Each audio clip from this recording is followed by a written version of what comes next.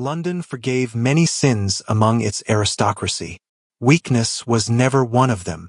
Snow drifted silently beyond the tall windows of Ravensshire Manor, while the first pale light of dawn spread across the frost-covered grounds like silver poured over glass.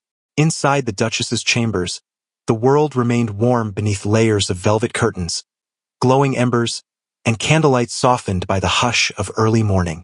Seraphina Ravensshire opened her eyes slowly. For a moment, she did not move. The silence felt unfamiliar now. Not lonely silence.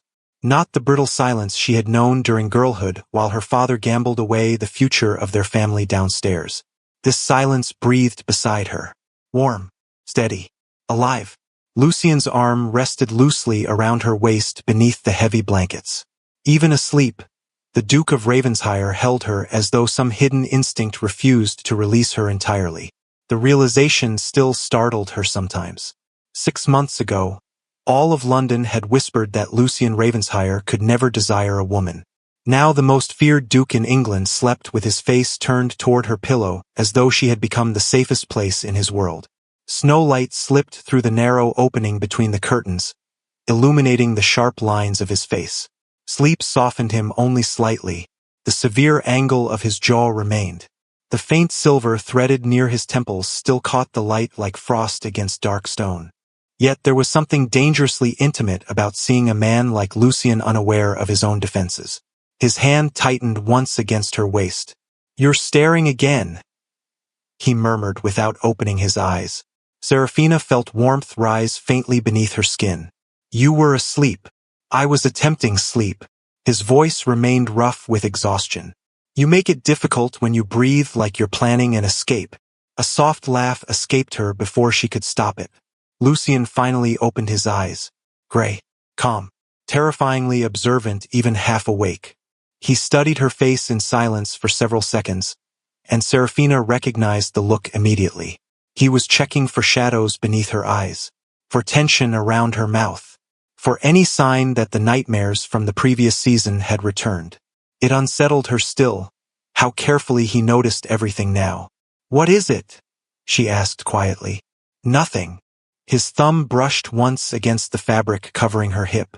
"You smiled in your sleep." The answer arrived so simply that something low in her chest tightened unexpectedly. Lucien Ravensshire was not a man given to careless tenderness. Every soft thing he offered felt dangerous precisely because he never offered it lightly. Outside the chamber doors, the distant sound of servants beginning the morning drifted faintly through the manor. Footsteps, fire grates opening, the muted clatter of silver trays somewhere below stairs. Ravensshire Manor always awakened slowly in winter. The ancient estate seemed to breathe with the season itself. Seraphina shifted carefully against the pillows. "If Mrs. Whitmore discovers the Duke of Ravensshire still in bed past 8 o'clock, I fear the household may collapse from shock." Lucien's expression remained perfectly serious. "Then we should preserve the staff from unnecessary suffering." "How noble of you! I am known for my generosity." That nearly made her laugh again. Nearly. Lucien's gaze lingered on her mouth for half a second longer than necessary. Then his expression changed. Subtly. The warmth remained, but something more guarded settled beneath it. Seraphina had learned to recognize those shifts now. His mind never truly rested. Not even here. Not even with her. She touched his wrist lightly. "You did not sleep much." "I slept enough." "Lucien." He exhaled quietly through his nose. Not irritation. Resignation. "There was correspondence from Parliament after midnight." "And you answered it?" "Some of England's ministers continue making unfortunate decisions despite my best efforts." She studied him for another moment. The candlelight revealed faint shadows beneath his eyes. "You returned to bed before dawn. You noticed. You carry winter air into every room you enter." The corner of his mouth moved slightly. That almost smile affected her more than grand declarations ever could. Because Lucien never smiled for society. Never for politics. Never for performance. Only here. Only with her. A knock sounded softly at the outer sitting room door. Both of them looked toward it immediately. Lucien's expression cooled at once with practiced instinct. "Enter," he said. The maid who stepped carefully into the chamber lowered her eyes at once. "Good morning, Your Grace.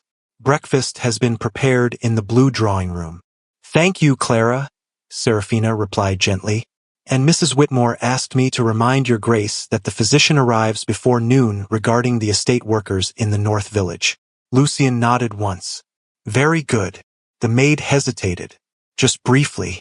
Then her eyes flickered upward before she could stop herself. Surprise crossed her face so quickly another person might have missed it entirely. Serafina did not miss it. Neither did Lucien. The young maid lowered her gaze instantly and hurried from the room. Silence followed after the door shut. Serafina leaned back slightly against the pillows. She looked frightened. She looked curious. "That is worse." Lucien's gaze slid toward the door. "The servants still expect me to bite someone before breakfast." "Do you?" "Only politicians." That earned him a proper smile this time. Lucien watched it with quiet intensity that made her heartbeat stumble unexpectedly even now. Then his hand lifted. His knuckles brushed softly against the curve of her cheek. "There it is," he murmured. "What?" "The expression you wore before London taught you caution." Her breath caught slightly. The room suddenly felt too still, too warm. Lucien rarely spoke about the past directly. When he did, every word landed with frightening precision. Serafina looked away first. "You give me too much credit." "No," his voice deepened quietly. "I give London too little." She felt his fingers slip gently beneath her chin until she looked back at him. "You survived them," he said. "That was never weakness." Something fragile moved through her chest before she could protect herself from it. Lucien saw that too. Of course he did. He saw everything now, which was perhaps the most dangerous thing of all. Half an hour later, the blue drawing room glowed with winter light reflected against polished marble floors and pale silk wallpaper. A fire crackled steadily beneath the carved white mantel while breakfast waited untouched across the long mahogany table. Silver coffee service, fresh bread, preserves imported from France. Soft-boiled eggs kept warm beneath polished covers. Yet despite the luxury surrounding them, the room felt strangely intimate this morning. Perhaps because Lucien sat beside her rather than across from her as he once would have done. Perhaps because his hand rested absent-mindedly against the back of her chair while he reviewed correspondence. Or perhaps because the Duke of Ravensshire no longer looked at his wife like a stranger trapped beside him by obligation. He looked at her like a man still learning what peace cost. "Westmore is attempting to challenge the shipping proposal again," Lucien said without glancing up from the letter in his hand. "I thought you already destroyed his argument in Parliament." "I did." He reached for his coffee calmly. "Unfortunately, stupidity often survives humiliation." Serafina hid her smile behind her teacup. "You are remarkably charitable this morning. Marriage has softened me beyond recognition."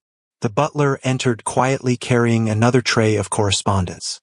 "Additional letters from London, Your Grace." Lucien accepted them with visible reluctance. Serafina watched him for a moment longer before reaching for a piece of toast. The scent of butter suddenly turned strange halfway to her mouth. Her stomach shifted sharply. Heat climbed unexpectedly into her throat. She lowered the toast immediately. Lucien noticed at once. Of course he did. "What is it?" "Nothing." She reached for tea instead. The scent hit her harder this time. A sudden wave of dizziness swept through her so unexpectedly that her fingers tightened against the edge of the tablecloth. Lucien was already turning toward her fully. "Serafina, I am quite all right." The lie sounded weak even to her own ears. The room tilted faintly for one disorienting second. Lucien stood immediately. The movement startled even the servants near the walls. "Sit down," he said quietly. Not cold, not commanding. Worse, concerned. Genuine concern from Lucien Ravensshire always carried the weight of an approaching storm. "Your Grace," the butler began cautiously. "Shall I send for Dr. Pembroke?" Lucien did not take his eyes off Serafina. "Immediately." "Lucien, it is unnecessary. You nearly fainted." "I did not faint." "You were deciding whether to." The answer arrived so calmly that argument became impossible. Serafina exhaled softly and allowed him to guide her back against the chair. His hand remained steady against her spine for half a second longer than propriety required. Not because servants stood nearby, because he was reluctant to let go. That realization unsettled her more than the dizziness itself. Lucien crouched slightly beside her chair despite the watching staff. A duke lowering himself beside anyone would have shocked London society enough. Lucien Ravensheyer doing so for tenderness alone would have silenced Parliament. His voice dropped lower. "Tell me exactly what you feel. You sound like an interrogator." "I am one." That explains the terrible bedside manner. A flicker of impatience crossed his face. Not with her. With fear. She saw it then. Briefly. The thing he tried so carefully to hide from the world. Terror. Not of politics.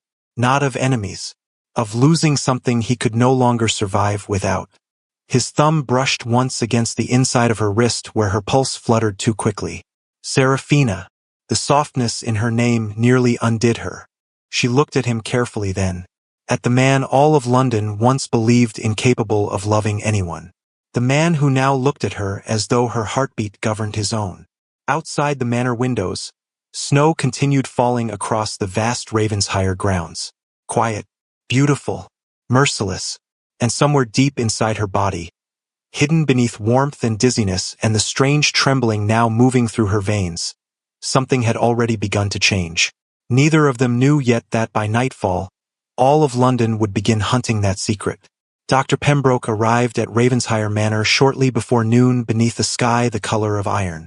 Snow covered the carriage path in a thin white layer that muffled the sound of wheels against stone, while footmen hurried forward through the cold to open the physician's carriage door before the older man could protest the assistance. Inside the manor, the atmosphere had shifted almost imperceptibly since breakfast. The servants moved more quietly. Fires were stoked more often. Even the grand corridors of Ravensheyer seemed to hold their breath beneath the weight of the Duke's attention fixed entirely upon one room.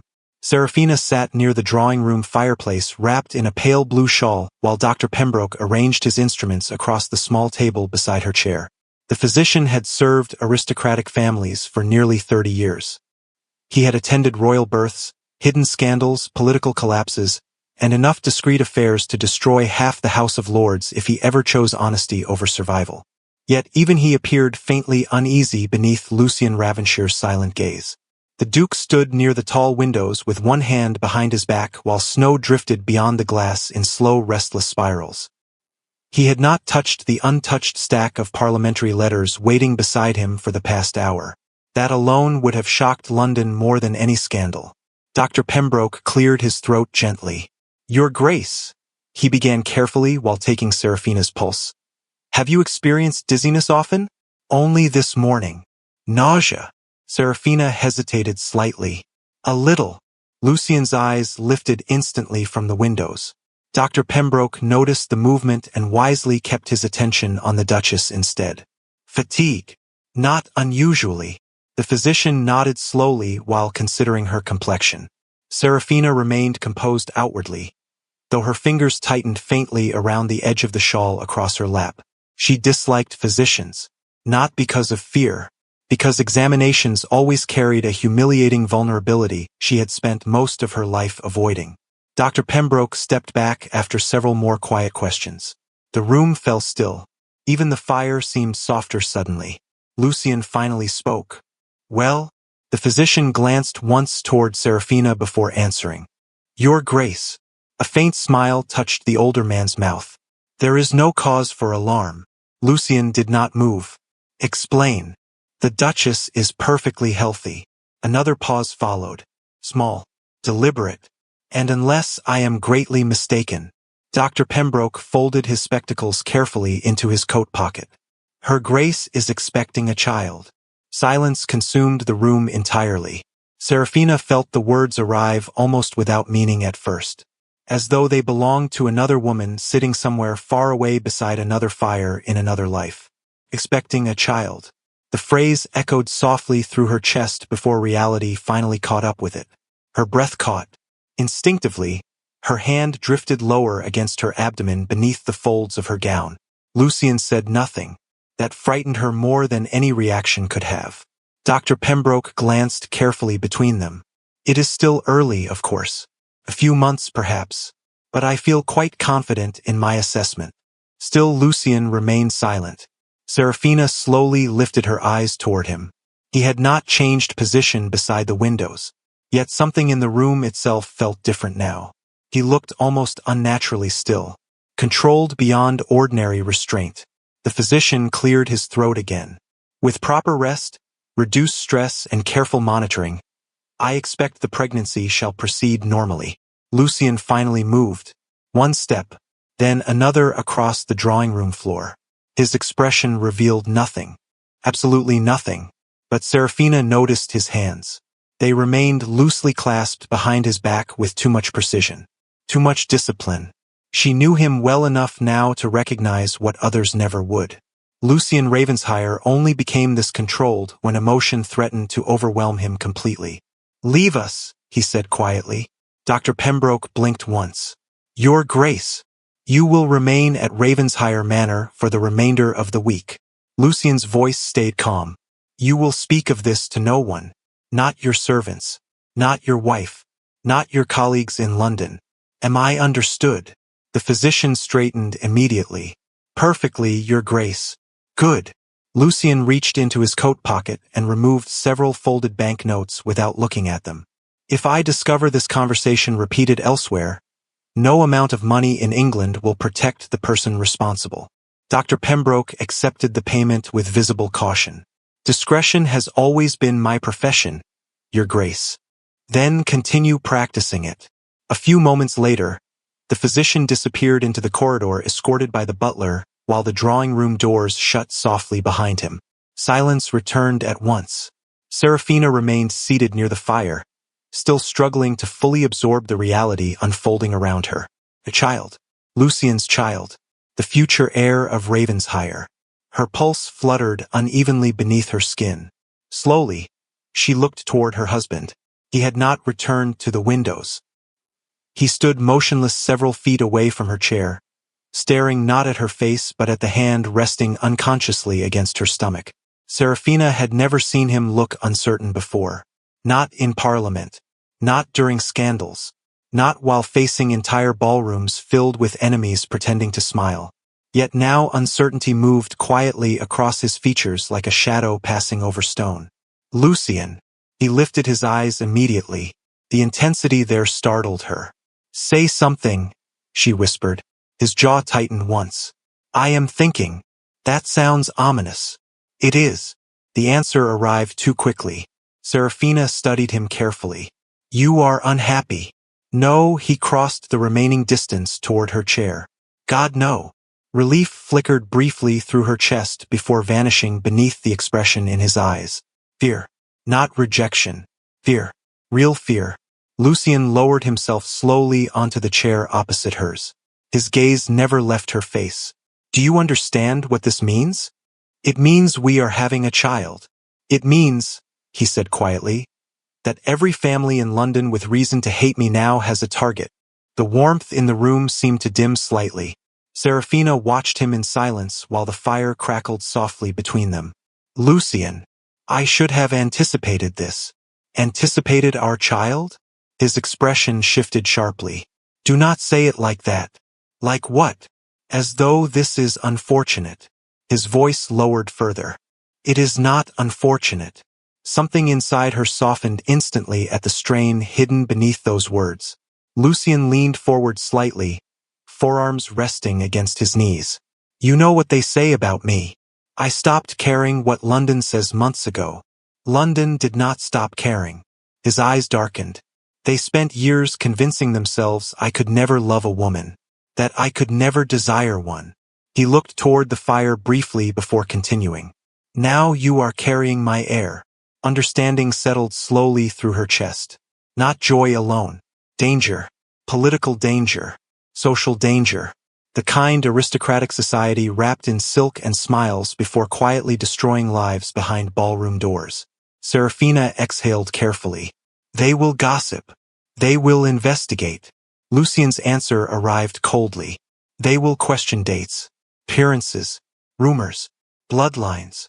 His expression hardened further. "And if they cannot destroy me through Parliament, They will attempt it through you. The words settled heavily between them. Outside, snow struck softly against the windows in restless patterns. Serafina looked down toward her hands for several seconds before speaking again. "Are you afraid?"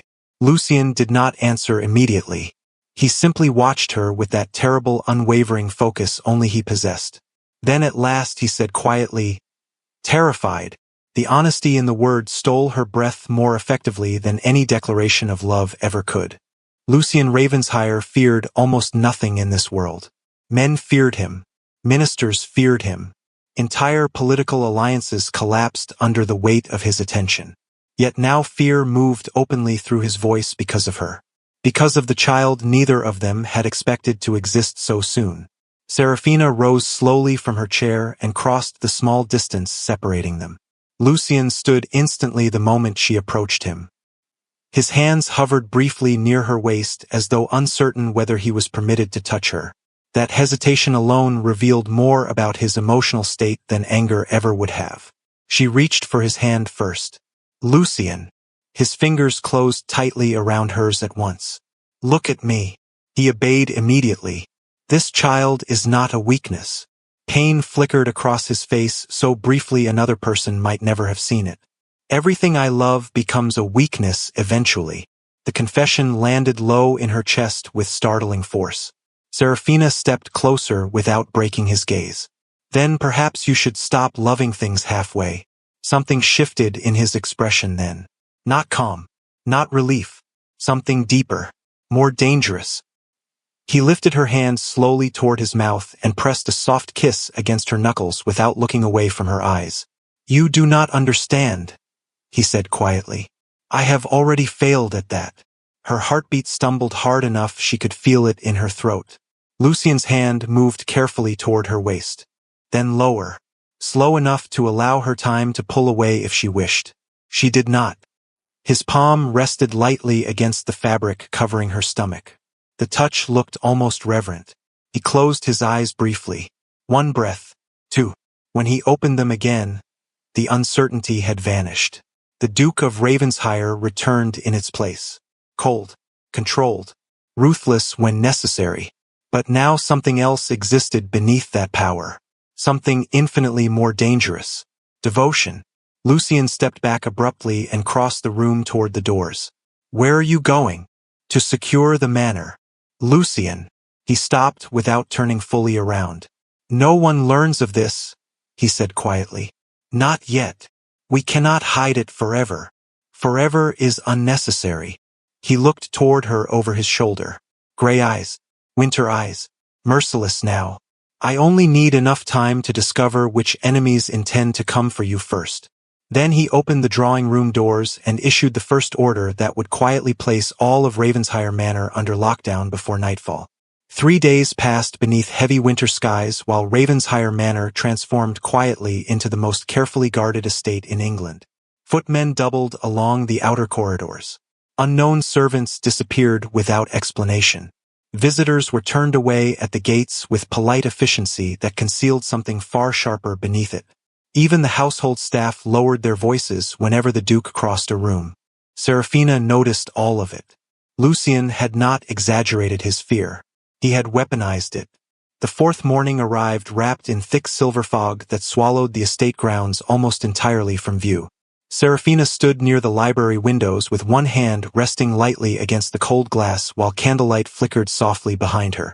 The library had become Lucien's preferred refuge during the past several days, because it allowed him to work without placing more than a few feet between himself and his wife. Parliamentary documents covered the massive oak desk near the fireplace. Letters from ministers, shipping reports, political correspondence sealed with royal insignias. Yet Lucien barely touched any of them anymore. Every few minutes his eyes lifted automatically toward Serafina as though verifying she still existed within sight. She felt those glances even without turning around. "You are staring again," she said quietly. Behind her, the scratch of Lucien's pen stopped immediately. "You continue remaining visible. It encourages the behavior." Serafina turned slowly from the windows. "I begin to suspect the Duke of Ravensheyer has become unreasonable." "Begin." A faint shadow of amusement touched his expression before fading almost instantly beneath exhaustion. He had slept little since learning of the pregnancy. She knew because she often woke during the night to find his side of the bed empty and the distant glow of library candles beneath the door connecting their chambers. Lucian reached for another unopened letter without enthusiasm. Westbridge is requesting my attendance at dinner next Thursday. And I declined. Again. I fail to understand why London insists upon gathering in large rooms simply to lie politely to one another. Serafina crossed slowly toward the fire. You attended such gatherings before. Before, he said quietly. I had reasons to tolerate risk. The answer settled heavily between them. Lucian broke the seal on the next letter with visible irritation. Then his expression changed. Not dramatically. Just enough for Serafina's heartbeat to tighten. What is it? He read several lines in silence before folding the paper carefully. Too carefully. Lucian. He looked up at her at last. The whispers have begun. Cold moved through her stomach despite the warmth of the room. Already. Earlier than expected. He crossed toward the fire and handed her the letter. Serafina unfolded the thick cream paper slowly. No signature appeared beneath the elegant handwriting. Of course not. Aristocratic cruelty rarely arrived honestly. She read the first lines once. Then again more carefully. The Duchess of Ravensshire appears unusually fatigued of late. One hopes her delicate condition is merely winter illness and not the consequence of unfortunate indiscretion. Serafina felt the blood drain slowly from her face. Lucian watched her in silence. Who sent this? Lady Penhest received it anonymously yesterday morning. His voice remained calm. By dinner, half of Mayfair had already discussed your health. Serafina lowered the paper gradually. That quickly. London grows bored during winter. His eyes darkened. Scandal entertains them. She stared into the fire for several long seconds while unease coiled tighter inside her chest. Perhaps it will fade.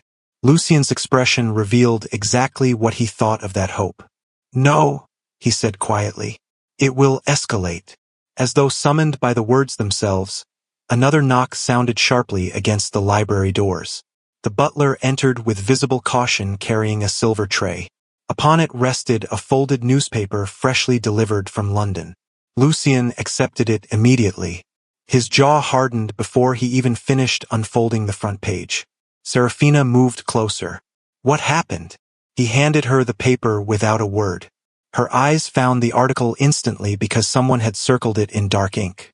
Society continues wondering whether the mysterious transformation of the Duke of Ravensshire is genuine affection or merely another carefully staged performance. Rumors surrounding the Duchess's health only deepen speculation regarding the true nature of their unusual marriage. Serafina's fingers tightened around the newspaper. Beneath the article, someone had scribbled another sentence by hand. Can a man incapable of loving a woman truly father an heir? Silence swallowed the library. The fire crackled softly behind them. Somewhere far down the corridor a clock chimed the quarter hour. Serafina stared at the final sentence while humiliation spread slowly beneath her skin like freezing water. Not because she believed the accusation. Because she understood exactly what London intended. They were not merely questioning the child. They were questioning her dignity. Her marriage, her worth as a duchess.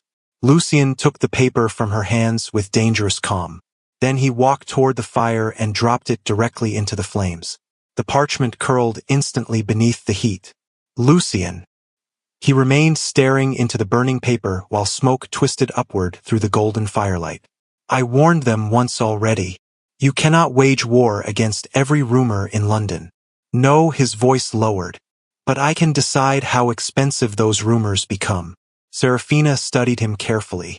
The stillness in him frightened her more than anger would have. You are thinking about retaliation. I am thinking about prevention.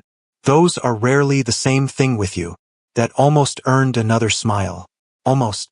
Lucian crossed back toward her slowly. Listen to me carefully.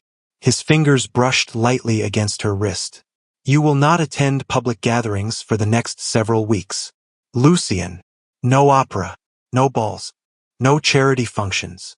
His expression remained absolute. Until I understand who is behind this, you remain here. Serafina felt frustration rise beneath her fear. I will not hide in Ravensshire Manor like a criminal. You are not the criminal. Then why must I behave like one? For the first time since the whispers began, real emotion cracked through his control. Because they are hunting weakness. The words hit the room hard enough to silence both of them afterward. Lucien exhaled slowly through his nose and looked away first. I spent years allowing society to believe whatever made them comfortable, he said more quietly. Cold, unfeeling, strange, protected me. His gaze returned to hers. But now they are using those lies against you. Serafina's anger softened instantly beneath the strain in his voice. She stepped closer. Lucien, I should have prepared better. Prepared for gossip? Prepared for war. The last word barely rose above a whisper. Outside the library windows, the fog thickened across the estate grounds until the world beyond the glass nearly vanished completely. Candlelight flickered across Lucien's face while tension sharpened the lines near his mouth. Serafina suddenly understood something then with frightening clarity. The Duke of Ravensshire was not afraid of scandal itself. He was afraid because this child had given his enemies a way to wound him for the first time in years. She touched his cheek softly before he could retreat behind restraint again. Look at me. He obeyed immediately. I married you knowing London feared you. Her thumb brushed lightly near his jaw. Let them whisper. Pain flickered briefly across his expression. You still think whispers remain harmless. Before she could answer, another servant appeared breathlessly in the doorway. Your Grace. Lucien turned instantly cold again. What is it? The young footman swallowed hard. There is a lady requesting audience downstairs. Name. Lady Victoria Hollowmere. Silence dropped over the room like falling ice. Serafina felt Lucien's entire body go still beside her. Not surprise. Recognition. The footman continued nervously. She says the matter concerns the future heir of Ravensshire. Lucien's eyes darkened with terrifying calm. Send her away. Your Grace, the servant stammered softly. She claims she carries proof London will soon demand to see. The fire cracked sharply behind them. Serafina slowly looked toward her husband. Lucien said nothing for several long seconds. Then at last he spoke with enough quiet menace to chill the air itself. Bring Lady Hollowmere to the black drawing room. Lady Victoria Hollowmere entered the black drawing room precisely as the grandfather clock struck 3. Snow still clung to the hem of her deep burgundy traveling cloak while candlelight flashed against the diamonds at her throat each time she moved. She looked magnificent in the dangerous way certain women did when beauty became sharpened by cruelty rather than softened by kindness. The drawing room itself seemed built for confrontation. Dark paneled walls. Tall windows dimmed by winter fog.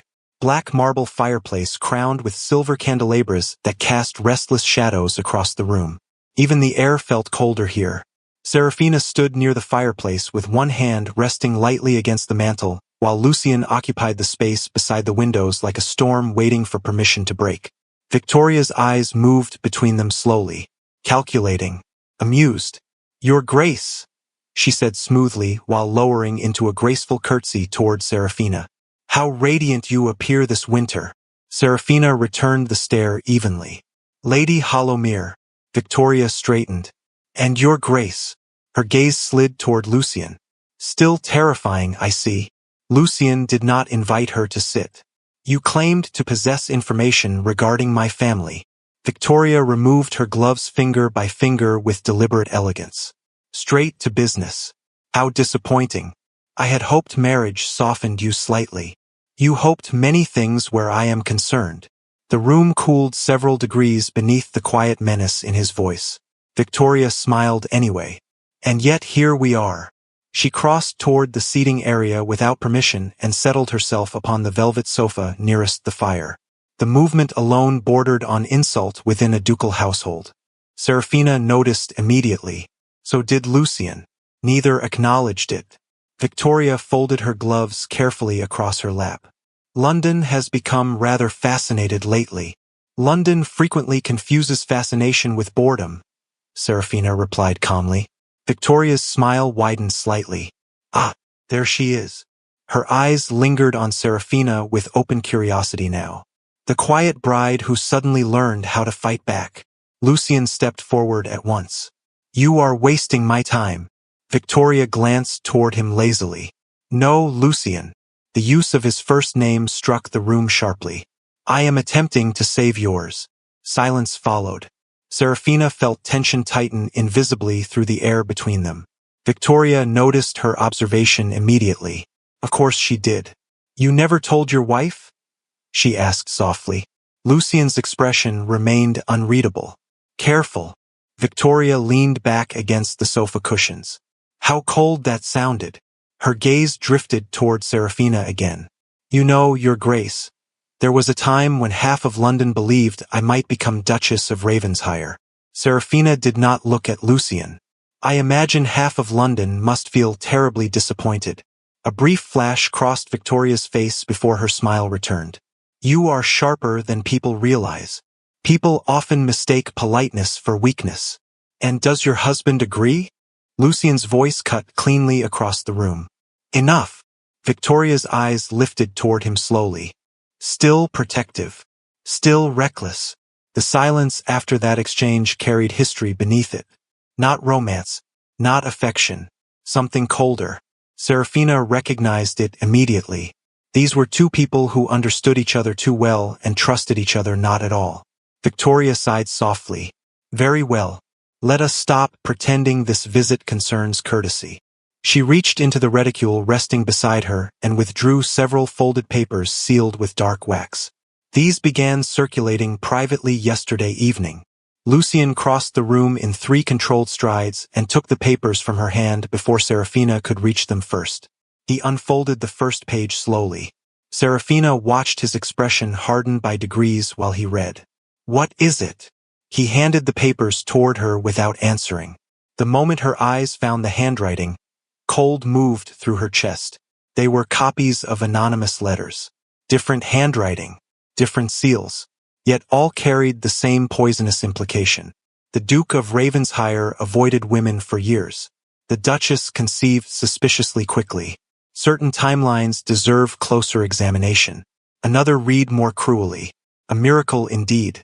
London wonders whether the future heir resembles Ravensshire blood at all. Serafina lowered the papers gradually. Heat burned beneath her skin despite the winter air. Humiliation arrived strangely quiet sometimes. Not like a wound. Like a room full of people watching to see whether you would survive the insult gracefully enough to entertain them. Victoria observed her carefully.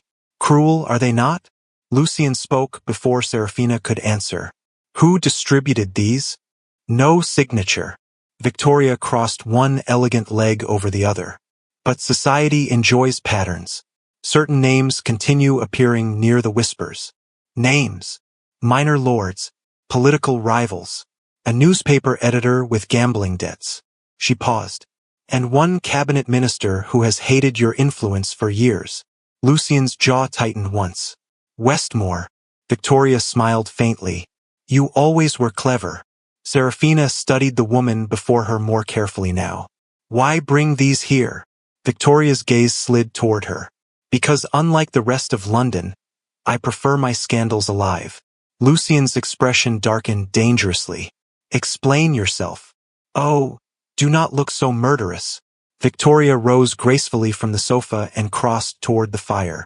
If society destroys your wife publicly before spring, the resulting chaos will stain every aristocratic family attached to this scandal. Her eyes lifted toward Serafina again. Including mine. Serafina heard the truth hidden beneath the explanation immediately. Victoria did not care about morality. She cared about survival. You are protecting yourself, Serafina said quietly. Victoria's smile sharpened. Naturally. Lucian stepped closer. And what do you expect in return? Nothing unreasonable. Victoria turned toward him fully now. Attend the Winter Opera Gala next week. Silence dropped instantly across the room. Serafina frowned slightly. An opera? Not merely an opera. Victoria moved nearer the firelight until the diamonds around her throat flashed brilliantly beneath the candles. The opera event of the season. Every major family in London will attend. Understanding settled slowly through Serafina's chest. You want us displayed publicly. I want speculation interrupted before it becomes certainty. Victoria folded her hands lightly before her waist. At present, society survives on whispers because no one has seen the Duchess recently. Her gaze lowered briefly toward Serafina's abdomen before lifting again. Disappear longer, and they will assume the worst. Lucien's voice turned colder still. You presume to advise me regarding my wife. I presume nothing. Victoria tilted her head slightly. I simply understand London better than you wish to. The room fell quiet again except for the steady crackle of the fire. Serafina looked toward Lucien carefully. She already knew what he was thinking. Public appearance meant exposure, risk, observation. Yet hiding carried its own danger now.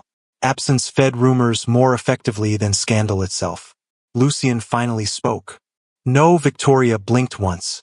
No, I will not parade my wife through a ballroom while half of London waits to insult her. The force beneath his calm voice silenced even Victoria briefly. Serafina watched him closely. He meant every word. This was not pride anymore. It was protection sharpened into instinct. Victoria recovered first. Then London wins. Lucien's eyes moved toward her with frightening stillness. London has never won against me. No, Victoria's voice softened unexpectedly. But this time you are not the only target. That landed. Serafina saw it in the slight tightening near Lucien's mouth. Victoria moved toward the doors slowly before stopping one final time beside Serafina. For what it is worth, she said quietly. They are cruel because they are afraid of you now. Serafina met her gaze evenly. Afraid of what? Victoria's eyes flickered briefly toward Lucien across the room. A woman capable of becoming the only thing Lucien Ravensheim would destroy the world to protect. Then she left beneath the hush of rustling velvet and closing doors. Silence swallowed the drawing room immediately afterward. Lucien remained motionless beside the windows while snow drifted endlessly beyond the darkened glass. Serafina crossed toward him carefully. She was right about one thing. Victoria Hollowmere has never been right about anything. If we continue hiding, the rumors will worsen. Lucien looked down at her sharply. You cannot possibly wish to attend that opera. I wish to stop running from whispers. His expression hardened. This is not about whispers anymore. Then what is it about? For the first time all afternoon, emotion cracked visibly through his control. It is about the fact that every person in that theater will look at you and wonder whether my child is legitimate. The words struck harder spoken aloud. Lucien looked away instantly afterward as though he regretted giving shape to the fear itself. Serafina stepped closer. And what if they do? He stared out toward the snow-covered estate grounds in silence. Then finally he said very quietly, I do not know if I can remain civilized if they humiliate you again. The confession settled low in her chest with dangerous warmth. Lucien closed his eyes briefly before speaking once more. I spent years convincing London I felt nothing. His voice roughened almost imperceptibly. Now I am discovering what a catastrophic mistake that was. The Royal Winter Opera glittered beneath thousands of candles, while snow fell softly beyond the towering arched windows of the theater like pale ash drifting through the London night. Carriages lined the entire street outside. Noble families stepped carefully across crimson carpets while footmen hurried through the cold carrying velvet cloaks, opera glasses, and whispered gossip from one aristocratic gathering to the next. Inside, the opera house hummed with anticipation sharp enough to feel dangerous. Not because of the performance, because the Duke and Duchess of Ravensheim had accepted attendance after nearly disappearing from society for weeks. Every person in London understood what tonight truly was. Not entertainment, observation, judgment disguised beneath chandeliers and silk. Serafina stood in the private Ravensheim box overlooking the massive theater below while musicians tuned instruments somewhere beneath the stage. The gold-embroidered ivory gown she wore shimmered softly beneath candlelight without drawing attention toward her figure too obviously. Lucien himself had rejected 3 previous dresses before finally approving this one with visible dissatisfaction toward the entire concept of public appearances. Now he stood beside her dressed entirely in black formal evening attire that made him look less like an aristocrat attending the opera and more like a man arriving to negotiate surrender terms after war. The moment they entered the theater 20 minutes earlier, conversation across the entire opera house had faltered. Serafina still felt the weight of those stares lingering like pressure against her skin. Lucien noticed every single one. "You are regretting this already?" she murmured quietly while pretending to adjust one of her gloves. "I regretted it the moment the carriage crossed into Mayfair. Yet you came." His gaze swept slowly across the crowded balconies surrounding them. "You wished to stop hiding. And you?" Lucien's expression remained coldly unreadable. "I wish to remind London that you are not unprotected." The orchestra began warming into the opening arrangement below, though few guests seemed interested in the music itself. Across the opera house, women whispered behind jeweled fans while gentlemen studied the Ravensheyer box with careful discretion that fooled absolutely no one. Serafina recognized several familiar faces immediately. Cabinet ministers, wealthy widows, political rivals, families who once avoided Lucien entirely and now watched him with nervous fascination because the feared Duke of Ravensheyer had suddenly become something infinitely more unpredictable. A husband with something to lose. "Lady Penhest has not looked away from us once," Serafina noted softly. Lucien did not glance toward the woman. "Her husband owes me £40,000. Ah! She fears poverty more than scandal. How reassuring." The corner of Lucien's mouth almost moved before stillness reclaimed him. A knock sounded lightly against the private box door. Lucien's expression cooled instantly. One of the opera attendants bowed nervously after entering. "Your Grace, Lady Hollowmere sends her compliments and requests permission to join you briefly before the performance begins." Lucien answered without hesitation. "Denied." The attendant swallowed hard. "Very good, Your Grace. And inform Lady Hollowmere that if she attempts entering this box uninvited, she will discover exactly how little patience I possess tonight." "Yes, Your Grace." The young man vanished almost immediately afterward. Serafina exhaled softly once the door closed again. "You are terrifying half the opera house." "Only half." His attention shifted toward the lower-level seats. "Disappointing." Despite herself, warmth flickered briefly through her chest. Lucien had become sharper during the past several days. More dangerous. Yet beneath that sharpened control she sensed exhaustion tightening invisibly through him. He had not truly relaxed once since the rumors began. Suddenly movement below caught Serafina's attention. A cluster of noblewomen near the central aisle turned deliberately toward the Ravensheyer box while whispering openly behind lace fans. One woman laughed softly. Another looked directly at Serafina's waist before saying something that caused the entire group to smile. The humiliation arrived quietly. Familiar. Aristocratic cruelty rarely shouted. It simply made certain you noticed being discussed. Lucien saw it immediately. She felt the shift beside her before he even spoke. "Do not look at them." "I was not." "You were." His jaw tightened once. "And now I am considering whether accidental exile to Scotland might improve London society." Serafina touched his sleeve lightly before he could spiral further into cold fury. "Lucien." His eyes moved toward her instantly. "I am fine." "No," his voice lowered dangerously. "You are enduring this." Before she could answer, another voice drifted upward from the neighboring box close enough to carry clearly through the thin velvet partitions separating the aristocratic seating areas. "Really? I hardly see how the timing can be proper." A woman laughed softly afterward. "Perhaps miracles do happen at Ravensheyer Manor after all." Another voice answered lower but no less cruel. "Or perhaps miracles are not the correct word." The meaning settled through the air like poison. Serafina went perfectly still. Across the theater, the orchestra began the opening notes of the opera at last. Violins swelled beneath golden chandeliers while applause echoed through the grand hall. Yet inside the Ravensheyer box, silence turned sharp enough to cut. Lucien's hand closed slowly around the railing before him. Too slowly. The polished wood creaked faintly beneath the pressure of his grip. "Lucien." He did not answer. The neighboring voices continued behind the partition. "Surely no one truly believes Ravensheyer capable of affection." The Duchess appears devoted enough for both of them. Devotion alone does not create heirs. Soft laughter followed. Serafina's stomach tightened painfully. She looked toward the stage instead of the partition because years of aristocratic survival had taught her one essential truth. Humiliation became spectacle the moment people saw it wound you openly. But beside her, Lucien moved. Slowly, deliberately, terrifyingly calm. He crossed the private box without haste and opened the partition door separating their section from the neighboring one. Conversation next door stopped instantly. Serafina rose at once. Lucien. He ignored her completely. The neighboring box contained 3 ladies and 2 older lords seated beneath glittering candlelight with expressions frozen somewhere between shock and panic. One woman still held her fan half raised before her mouth.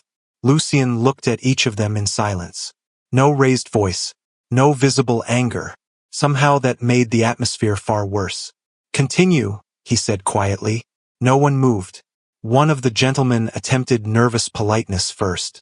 "Your Grace, I believe there has been a misunderstanding." No, Lucien's gaze settled on the woman who had laughed earlier. "I understood perfectly." The lady paled immediately beneath his attention. "I assure you, we meant no offense toward the Duchess." "Then your intelligence disappoints me almost as much as your manners." Silence swallowed the neighboring box completely. Even the music below seemed distant now. Lucien took one controlled step forward. "You mistake restraint for permission." His voice remained soft enough that nearby guests leaned subtly closer trying to overhear. "My wife will not spend this evening listening to cowards whisper behind silk fans because society lacks the courage to insult her directly." The older lord nearest the aisle cleared his throat uneasily. "Your Grace, perhaps this conversation should remain private." Lucien turned his head slightly toward the man. "Nothing concerning the Duchess of Ravensshire remains private anymore. Your friends ensured that." The woman with the fan finally spoke again, though her voice trembled visibly now. "I never intended harm." "No?" Lucien's expression remained horrifyingly composed. "Then perhaps you should explain precisely what you intended when discussing my child's legitimacy in a public theater." Around them, nearby conversations across several surrounding boxes had already faded into open silence. People were watching now. Entire sections of the opera house pretending not to stare while missing absolutely nothing. The woman lowered her eyes immediately. Lucien waited. 1 second. 2.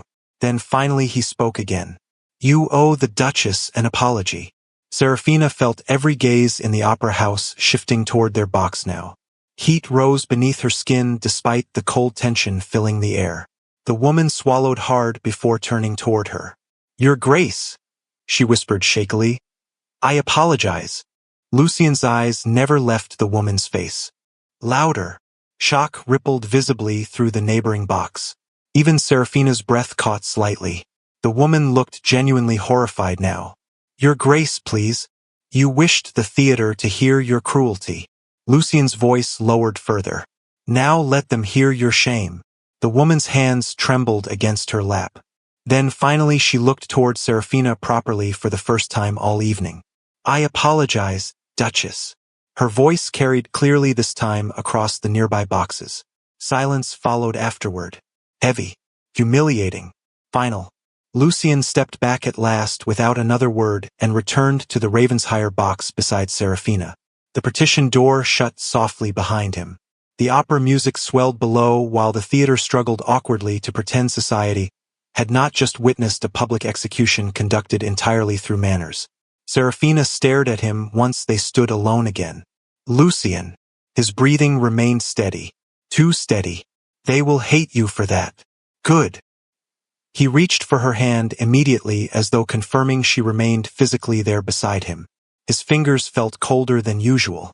Serafina looked down briefly and realized with sudden alarm that his hand was shaking almost imperceptibly beneath hers. Lucien Ravensshire noticed her noticing. He withdrew his hand at once. "Lucien, I am fine." "You are trembling." His jaw hardened sharply. "I am controlling myself." The quiet honesty of that answer frightened her more than the confrontation itself. Outside the opera house, snow continued falling over London, while whispers spread through aristocratic society faster than wildfire. And for the first time in years, the city realized something dangerous beyond scandal itself. The Duke of Ravensshire had stopped pretending not to care. By the time the Ravensshire carriage returned from the opera, snow had buried most of London beneath a pale, frozen silence. The manor stood illuminated against the winter darkness like a fortress carved from candlelight and stone, every window glowing gold through the storm while guards moved visibly along the outer gates carrying lanterns through the swirling snow. Serafina noticed the additional men immediately the moment the carriage stopped beneath the front entrance. So did Lucien. His expression hardened further. "You doubled security again," she murmured quietly as the footman opened the carriage door. Lucien stepped down first before turning to offer her his hand. "Triple. Lucien. Someone leaked information before the opera tonight." Snow caught in the dark strands of his hair while he guided her carefully toward the entrance. "I intend to discover who." The massive front doors opened before they reached them. Warmth flooded outward immediately along with the scent of burning cedarwood and polished pine. Yet despite the familiar comfort of Ravensshire Manor, tension waited just beyond the threshold. The butler stood unnaturally rigid near the entrance hall staircase. Two housemaids avoided looking directly at either of them. And near the far corridor leading toward the east wing, Serafina noticed another unfamiliar guard posted beside the doors. Lucien saw her noticing.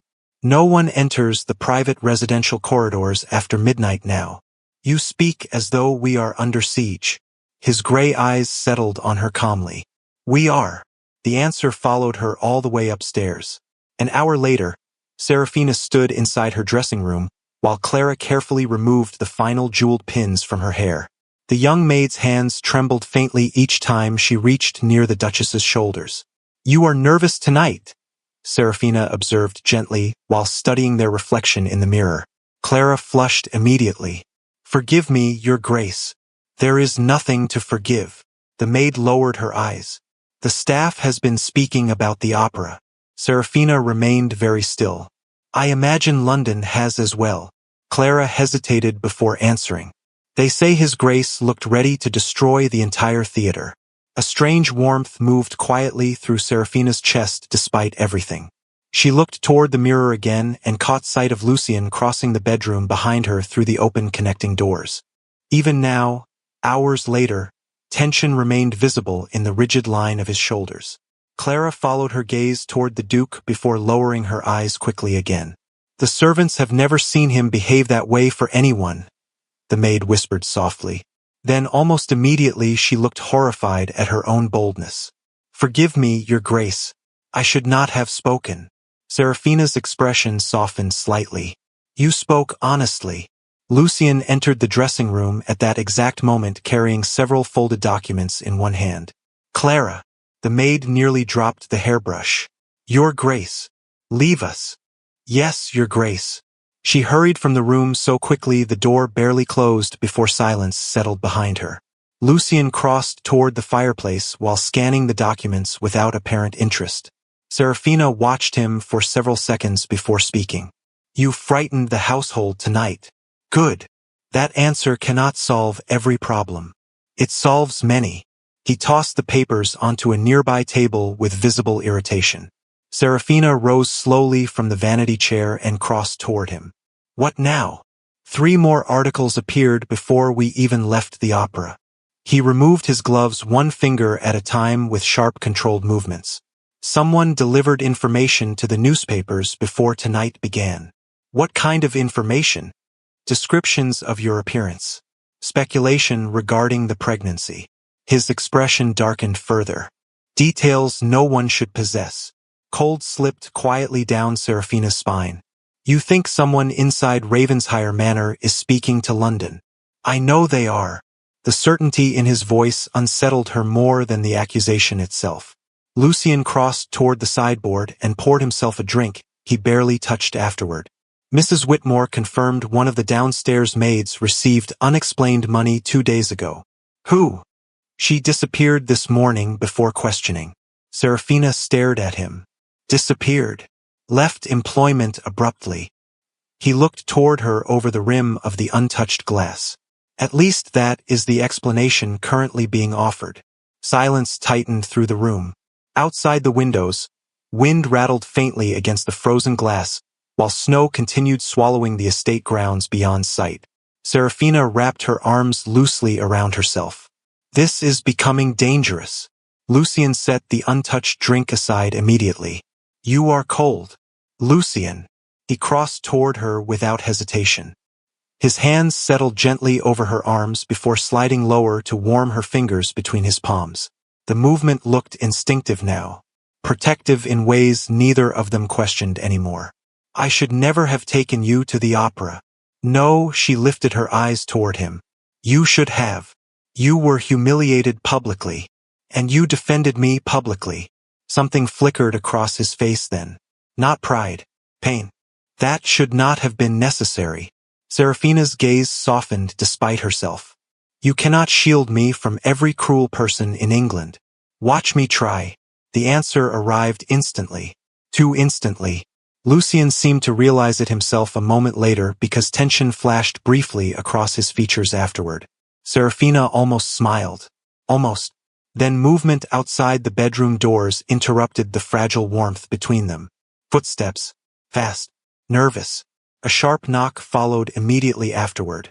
Lucien's entire demeanor changed at once. The softness vanished. Enter. One of the younger footmen stepped into the room pale with obvious distress. Your Grace. Lucien moved slightly in front of Serafina before answering.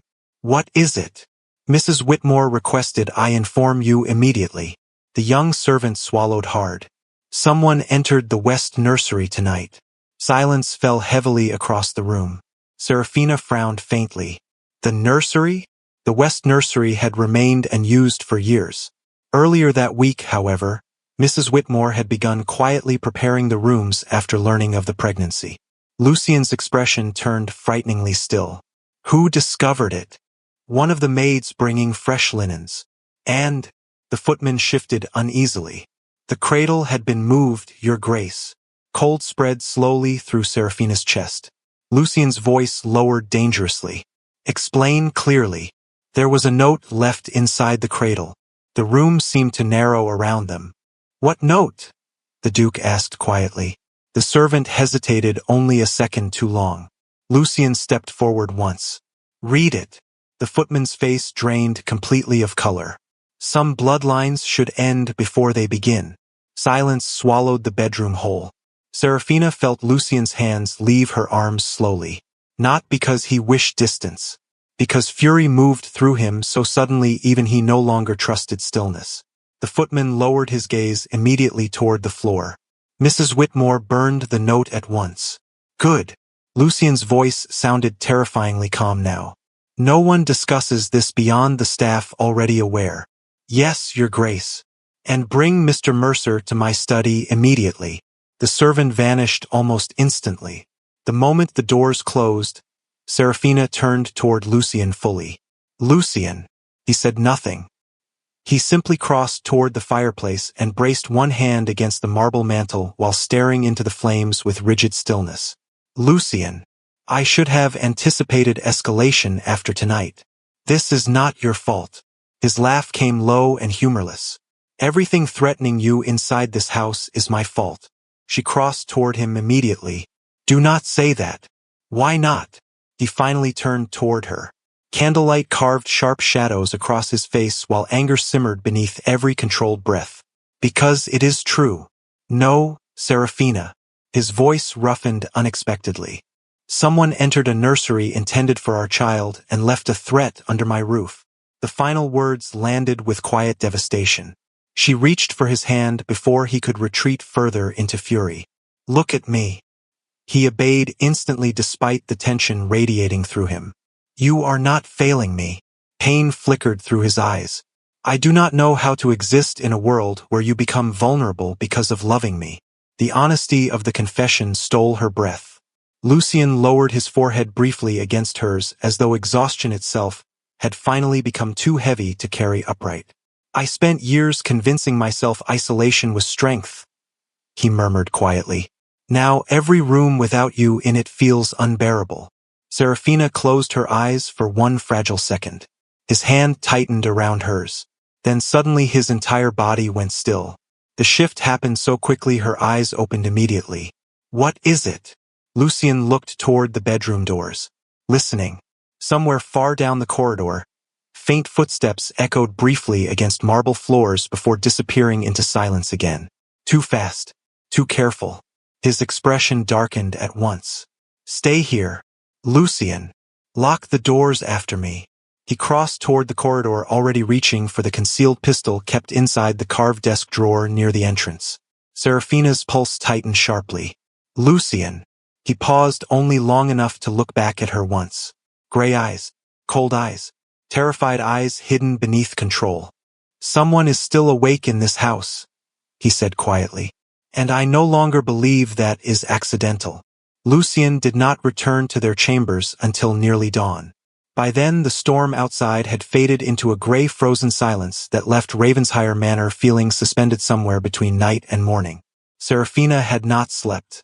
She sat curled near the fire wrapped in a velvet robe, while candlelight burned low around the room and shadows shifted restlessly across the walls each time the flames moved. The moment the doors finally opened, she stood immediately. Lucien entered alone. Snow clung faintly to the shoulders of his black coat despite the covered corridors connecting the estate wings. His hair looked damp from melted frost, and exhaustion sharpened every severe line of his face. Yet it was his expression that tightened Serafina's chest most. He looked colder now, more distant, not from her, from everyone else in the world. What happened? She asked quietly. Lucien closed the doors behind him before answering. No intruder was found, but someone was in the corridor. Yes. He removed his gloves slowly. And someone entered the nursery. Serafina crossed toward him at once. Did you question the staff? Every servant awake after midnight. His voice remained low and controlled. No one saw anything useful. She studied him carefully. You do not believe them. I believe fear makes people selective with truth. Lucien crossed toward the fireplace and stopped there for several seconds, staring into the flames without moving further. Serafina noticed the pistol still tucked inside his coat. That unsettled her more than she wished to admit. You have not slept. Neither have you. Lucien. He finally looked toward her fully. The exhaustion in his eyes revealed itself for one unguarded second before restraint covered it again. Mr. Mercer searched the east and west wings personally. 2 guards have been replaced. Every exterior entrance is now locked after sundown. His jaw tightened once. And beginning today, no servant remains employed here without full background investigation. Serafina exhaled softly. You are turning Ravensheim Manor into a fortress. It failed to protect you as a home. Silence followed. Heavy. Painfully honest. She moved closer carefully. You cannot carry every threat alone. Watch me. The answer came instantly again. Reflexive now. Serafina reached toward him, but another knock interrupted before her fingers touched his sleeve. Lucien's entire posture hardened immediately. Enter. Mrs. Whitmore stepped inside with visible hesitation. The longtime housekeeper looked more unsettled than Serafina had ever seen her. Forgive the intrusion, Your Grace. Her eyes moved carefully between them. There is a visitor downstairs requesting immediate audience. Lucien's expression darkened. At this hour? She insists the matter concerns the safety of the Duchess. Name. Mrs. Whitmore hesitated briefly. Lady Agatha Blackwell. Something shifted across Lucien's face. Not surprise exactly. Recognition. Serafina noticed at once. You know her. Unfortunately. He looked toward the windows where pale morning light barely touched the frost-covered glass. Lady Blackwell rarely travels unless disaster follows closely behind. 20 minutes later, Serafina entered the green drawing room beside Lucien, while dawn slowly brightened the winter sky beyond the tall windows. Lady Agatha Blackwell stood near the fireplace wrapped in deep navy velvet trimmed with silver fox fur. She appeared perhaps 60 years old, though the sharpness in her dark eyes suggested age had failed to dull anything important. Unlike most aristocratic women of her generation, she wore almost no jewelry beyond a single black sapphire ring. Power radiated from her anyway, quiet, unapologetic. Dangerous. She turned as they entered. Lucian. Lady Blackwell. Her gaze shifted immediately toward Seraphina. Not toward her waist. Not toward gossip. Toward her face. Measuring something deeper there. So this is the woman London suddenly fears. Seraphina inclined her head politely. Lady Blackwell. Agatha studied her for another moment before speaking again. You look exhausted. Lucian stepped subtly closer to Seraphina without seeming to move at all. Lady Blackwell noticed. A faint expression crossed her face that looked disturbingly close to pity. You truly love her, she murmured quietly. Lucian's expression turned glacial. State your purpose. Agatha sighed softly and crossed toward the seating area near the fire. Straight to threats already. How nostalgic. Neither Lucian nor Seraphina sat. Lady Blackwell seemed unsurprised by that. She removed one glove slowly before continuing. You are making mistakes. Lucian's eyes narrowed dangerously. Careful. No, Agatha lifted her gaze calmly toward him. You be careful. The room cooled several degrees. Seraphina sensed history between them immediately. Not intimacy. Something older. Sharper. You know who is behind the rumors, Lucian said quietly. I know who began them.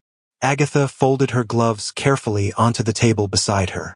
And unless you stop reacting emotionally, you will walk your wife directly into the same trap they attempted years ago. Silence fell instantly. Seraphina looked toward Lucian. His jaw tightened once. Explain. Agatha's eyes moved toward Seraphina now. You know London believes your husband incapable of loving women. Yes. What you do not know is that rumor did not begin naturally. A strange stillness settled over the room. Even the fire seemed quieter suddenly. Agatha continued calmly. 15 years ago, Lucian embarrassed several very powerful men by refusing participation in certain political alliances. Her gaze flickered briefly toward Lucian, including a marriage arrangement involving a minister's daughter. Seraphina frowned slightly. So they created rumors. Not immediately. Agatha's expression darkened faintly. First they attempted scandal through gambling, then debt, then accusations involving political corruption.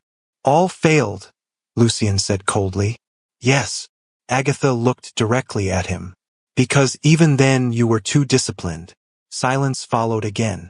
Then quietly she added, so they attacked your masculinity instead. The words landed heavily in the room. Seraphina felt Lucian go perfectly still beside her. Agatha continued without hesitation. The rumors spread because society needed an explanation for why one of England's most powerful dukes avoided women, rejected marriage proposals, and refused producing an heir. Her expression sharpened. People fear what they cannot categorize. It became easier for London to believe you incapable of desire than emotionally unreachable. Lucian's voice lowered dangerously. You traveled through a snowstorm to repeat history I already know. No, Agatha reached into her reticule and withdrew several folded letters tied together with dark ribbon. I came because history is repeating more precisely than you realize. She handed the letters toward Seraphina directly. Read the signatures. Seraphina unfolded the first page slowly.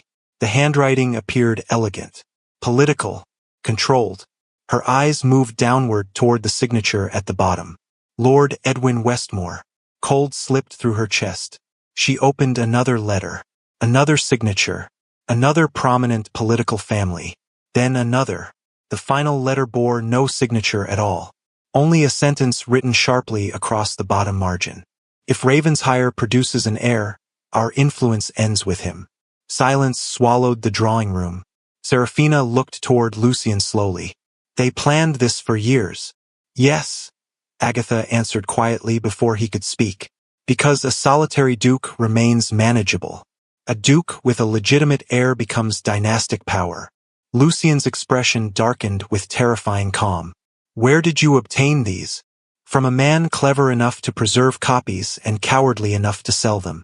Agatha's eyes shifted toward Seraphina again. The important matter is not the letters themselves. It is understanding what they reveal. Which is? Seraphina asked softly. Agatha's gaze sharpened. This was never about scandal. The older woman leaned forward slightly. It was always about preventing Lucian Ravensheim from building a family powerful enough to threaten the political order surrounding him. The fire cracked sharply behind them. Lucian said nothing, yet Serafina sensed fury tightening through him with dangerous precision. Agatha watched him carefully. And now you are behaving exactly as they hoped. Meaning? His voice turned lethal. You are isolating your wife. Agatha's answer arrived instantly. Terrifying servants. Threatening society publicly. Turning every rumor into proof that Ravensheim Manor hides something unstable. Lucian's eyes darkened. You presume much. I understand politics. Agatha stood slowly from her chair.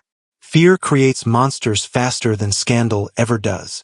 Serafina looked down again toward the letters in her hands. One line near the bottom of the final page caught her attention suddenly. Her pulse tightened. Lucian. He looked toward her immediately.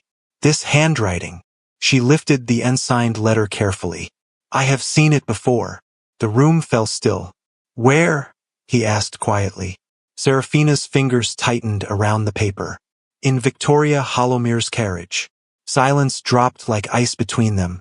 Agatha closed her eyes briefly as though confirming something she already suspected. Lucian's expression became terrifyingly blank. You are certain? Yes. Serafina looked toward him fully now. There was a document on the seat beside her the day she visited Ravensheim Manor. I only glimpsed the signature briefly, but the handwriting was identical. Lucian took the letter from her hand slowly. His eyes scanned the final lines once before lifting again. Gray, cold, merciless now. Westmore, he said softly. Agatha's expression tightened. Lucian. But he was already moving toward the doors. If Victoria Hollowmere is working directly with Edwin Westmore, he said quietly, then this stopped being gossip weeks ago. Serafina felt dread tighten beneath her ribs. Lucian. He paused only long enough to look back at her once. Someone has been planning the destruction of our child before it is even born. Then he walked out of the drawing room with the letters still clenched in his hand while the first true light of morning finally broke across the frozen grounds of Ravensheim Manor. The royal winter ball at Ashbourne Palace began beneath a ceiling of crystal chandeliers so vast they resembled captured constellations suspended above the glittering sea of aristocracy below. Music flowed through the enormous ballroom, while silk gowns swept across polished marble floors and noble families gathered beneath candlelight, pretending elegance mattered more than cruelty. It did not. Tonight the ballroom smelled of anticipation sharpened into bloodless warfare. Serafina felt it immediately the moment she entered beside the Dowager Duchess of Silvermere. Hundreds of eyes turned toward her at once. Not toward Lucian. Toward her. That alone revealed how deeply the rumors had spread. 3 days had passed since Lady Agatha Blackwell exposed the political conspiracy surrounding the Ravensheim heir.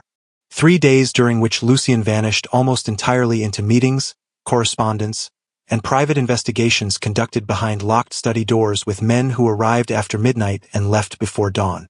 Then this morning he informed Serafina he would not attend the royal ball beside her. At least not initially. You will arrive with Lady Silvermere, he had said quietly while fastening the clasp around her evening gloves himself. I will join you later. Serafina studied him carefully then. You expect something tonight. Yes. And you are still sending me there. Pain flickered briefly across his face before disappearing beneath control. I cannot stop this by hiding you anymore. Now as Serafina crossed the ballroom beneath the massive chandeliers, she finally understood what he truly meant. The whispers had evolved beyond gossip. This was strategy now. Calculated humiliation designed to isolate her publicly before the entire aristocracy of London.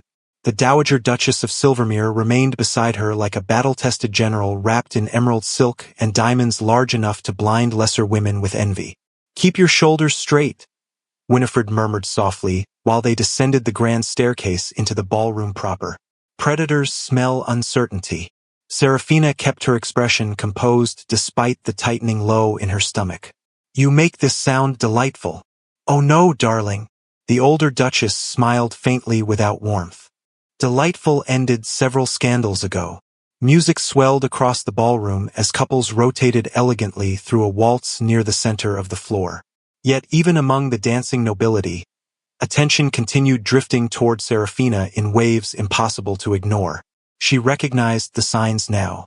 Sudden silence when she approached certain groups. Ladies glancing subtly toward her waist before lowering their voices. Gentlemen pretending not to stare while observing every movement carefully enough to report it later over brandy and cigars. Winifred noticed everything too.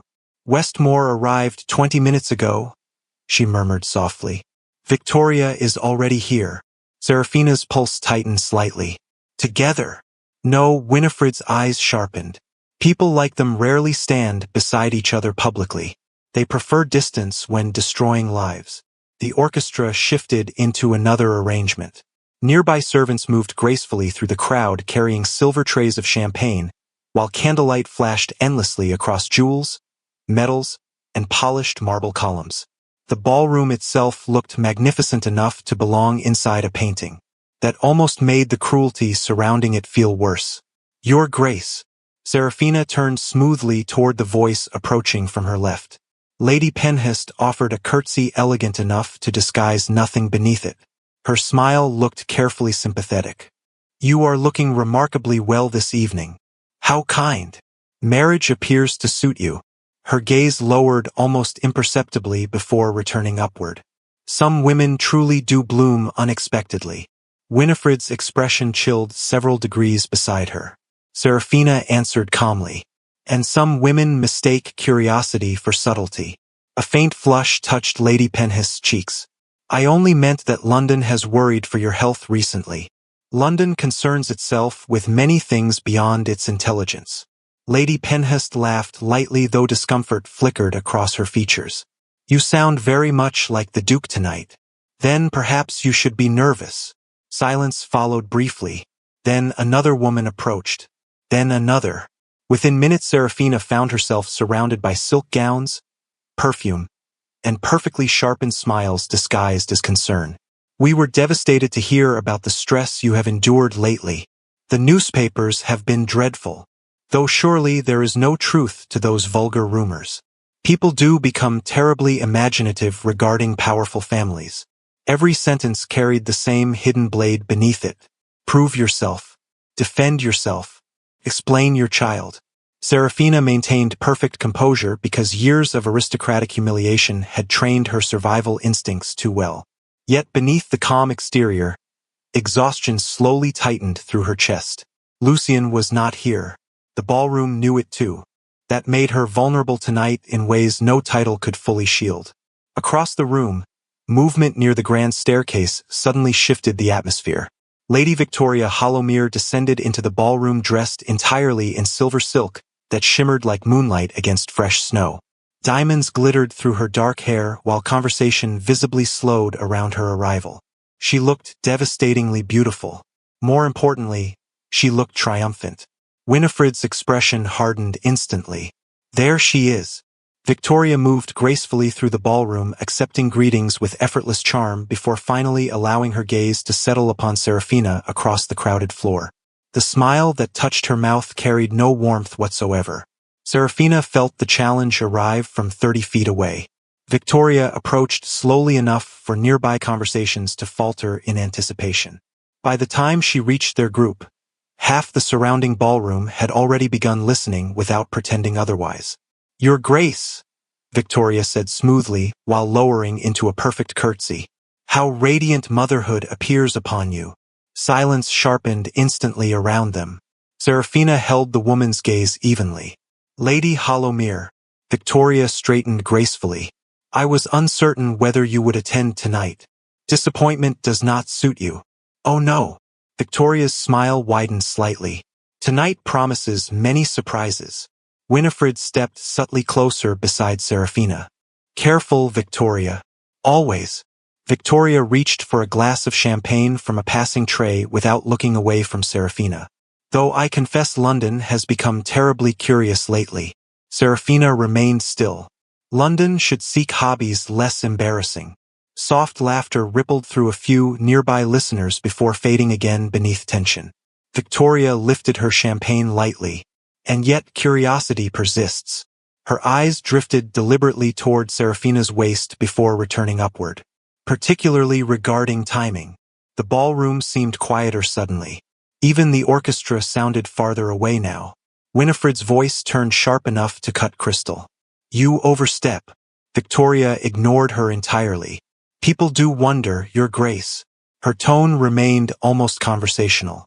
Such remarkable devotion from the Duke after years spent avoiding women altogether. Serafina's fingers tightened once around her fan. "Your obsession with my marriage grows unhealthy." "Not obsession." Victoria tilted her head slightly. "Fascination."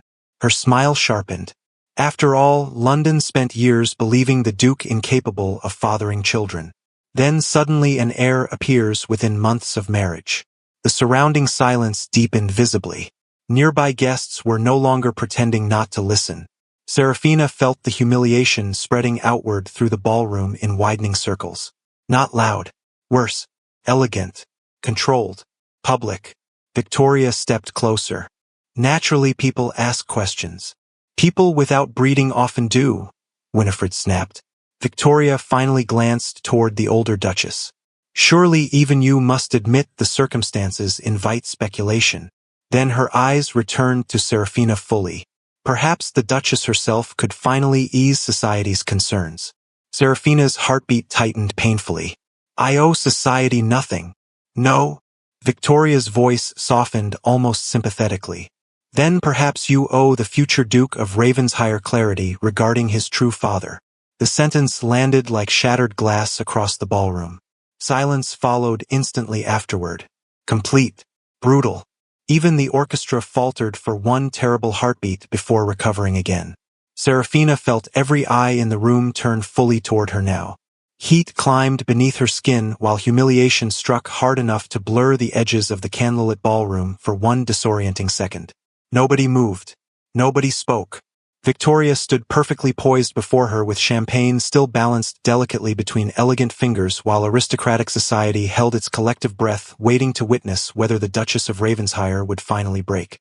And somewhere beyond the towering ballroom doors, boot steps echoed against marble corridors growing steadily closer. The silence after Victoria's accusation stretched so tightly across the ballroom that even breathing felt indecent.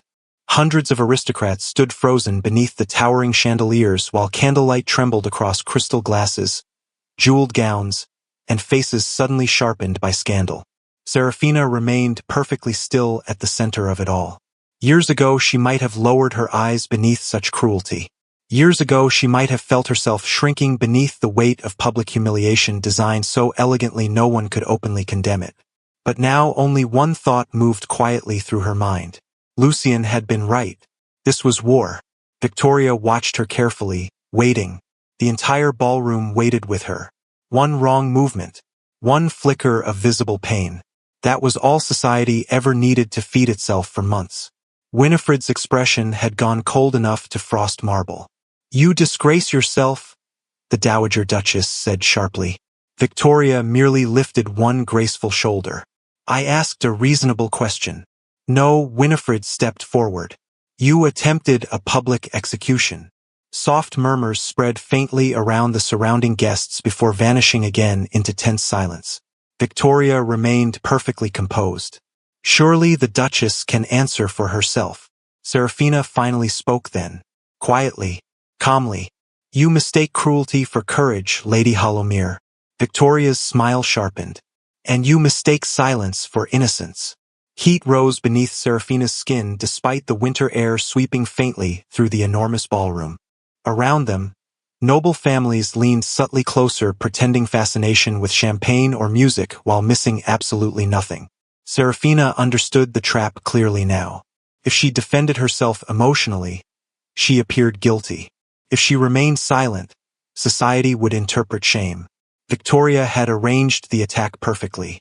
Perhaps, Victoria continued softly, the Duke himself should explain how a man who spent years avoiding women suddenly became England's most devoted husband. Perhaps, a deep voice said from behind the crowd, you should stop speaking before embarrassment becomes irreversible. The ballroom changed instantly. Not gradually. Instantly. Conversation died completely. People stepped aside without being asked. Fear moved through the crowd faster than music. Serafina turned toward the grand entrance just as Lucien Ravensheyer crossed into the ballroom beneath the towering archways of Ashbourne Palace. He wore black evening formal attire severe enough to make every jeweled lord nearby appear decorative rather than powerful. Snow still clung faintly to the shoulders of his coat from the storm outside. Candlelight struck the silver near his temples while his gray eyes moved once across the ballroom with enough cold authority to silence even the orchestra for half a breath. Then his attention settled entirely upon Serafina. The atmosphere shifted so sharply it almost felt physical. Lucien crossed the marble floor toward her without haste. Without hesitation, aristocrats moved aside immediately in his path. No one wished to stand between the Duke of Ravensheyer and his wife tonight. Victoria's expression flickered for the first time since the confrontation began. Not fear exactly. Awareness. She understood she had crossed into dangerous territory now. Serafina remained motionless while Lucien approached. The closer he came, the more clearly she saw the fury beneath his control. Not explosive anger. Worse, precision. He stopped directly beside her. Then, without removing his eyes from Victoria, he reached for Serafina's hand slowly enough for the entire ballroom to witness the movement clearly. His fingers closed around hers with absolute certainty. Warm, steady, possessive in the quietest possible way. "You should leave," Winifred murmured softly toward Victoria. Victoria ignored her. "Your Grace," she said smoothly, though tension had begun tightening around her mouth now. "We were merely discussing society's concerns." Lucien's expression remained terrifyingly unreadable. "Society," he said quietly, "has survived remarkably long considering how little intelligence it possesses." A few nearby guests visibly stopped breathing. Victoria forced another smile. "People only seek honesty." Lucien finally looked directly at her then. The force of his attention struck the room silent again. "No," he said softly. "People seek permission to be cruel without consequence." The ballroom seemed colder suddenly. Victoria lifted her chin slightly. "If the rumors are false, surely clarification should not offend you." Lucien took one measured step forward. Not enough to threaten. Enough to dominate the space entirely. "You wish clarification?" His voice carried cleanly through the surrounding silence. "Very well." Then slowly, deliberately, he turned toward Serafina. Every person in the ballroom watched him. Lucien's hand lifted carefully toward the curve of her waist beneath the silver-embroidered gown she wore tonight. His palm rested there with astonishing gentleness. Not performance. Not politics. Reverence. The gesture alone struck the ballroom harder than shouting ever could have. Lucien looked toward the surrounding aristocracy once more. "Anyone who insults my wife," he said quietly, "insults the future of Ravensheyer." Silence crashed down afterward. Complete. Total. Even the orchestra had stopped entirely now. Serafina felt her heartbeat stumble hard enough to ache beneath her ribs. Lucien continued before anyone could recover. "You question my child's legitimacy because fear has always been easier for London than understanding." His eyes moved slowly across the gathered nobles. "You created stories about me for years because isolation made you comfortable. A man who refused your daughters, your alliances, your expectations." His expression darkened further. "Now you discover I chose someone beyond your control, and suddenly society cannot tolerate mystery anymore." No one moved. No one interrupted. Lucien's gaze settled briefly on Lord Edwin Westmore standing near the far edge of the ballroom with visible tension hardening his aristocratic composure. "Certain people," Lucien said softly, "mistook restraint for weakness." Westmore's face paled almost imperceptibly. Victoria noticed it too. Lucien turned his attention back toward her at last. "As for Lady Hollowmere," the ballroom tightened collectively. "You seem deeply invested in discussing my marriage." Victoria held his gaze carefully. "Only invested in truth." "No," Lucien's voice lowered further. "You invested in humiliation." The words landed with surgical precision. Victoria's fingers tightened faintly around her champagne glass. Lucien noticed. Of course he did. "You entered this ballroom intending to shame the Duchess publicly." He paused briefly. "That was your mistake." For the first time all evening, uncertainty flickered openly across Victoria's face. Lucien took another step closer. You assumed I still cared more about protecting my reputation than protecting my wife. The silence afterward felt enormous. Dangerous. Serafina could feel it now. The entire ballroom understood something fundamental had changed tonight. The Duke of Ravensshire was no longer the emotionally distant man society once manipulated through rumor and isolation. He had become something infinitely more threatening. A powerful man with devotion strong enough to override caution. Lucien's hand remained steady against Serafina's waist. Listen carefully, he said softly enough that nearby guests leaned closer despite themselves.